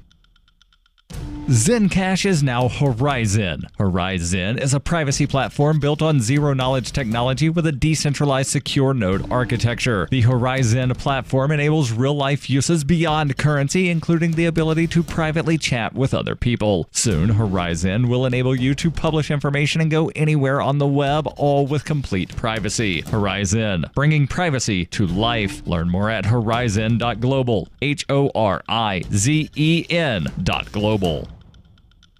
UPI reports the White House must immediately reinstate the press pass of CNN correspondent Jim Acosta, according to a federal judge's ruling on Friday. In the ruling, U.S. District Court Judge Timothy J. Kelly said the Fifth Amendment and a White House denial of Acosta's due process spurred the decision. The ruling temporarily reinstates Acosta's credentials to the White House. In response to the ruling, President Donald Trump told reporters people have to behave and chastised Acosta for interrupting other reporters during a news conference earlier in the month that spurred the withdrawal of the press pass. The president said, "We want total freedom of the press. It's more important to me than anybody would believe, but you have to act with respect when you're at the White House, and when I see the way some of the people get treated at news conferences, it's terrible. So we're setting up a certain standard, which is what the court is requesting." Trump added, "We always have the option of leaving, and the other media and press in the room won't be happy." Acosta, who's challenged Trump on policy and asked provocative questions during news conferences, scolded the president last week for referring to a caravan of Central American migrants approaching the United States as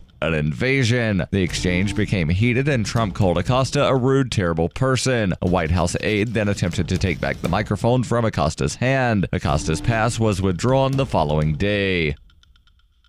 In 1999, Daryl W. Perry began a search for traditional values, which led him down a path to the ideas of liberty. He tells the story in A Rebel's Journey, My Path to Liberty. Of the book, Dr. Brian Sovereign says, "Sometimes it's funny, and sometimes I think it's crazy, but it's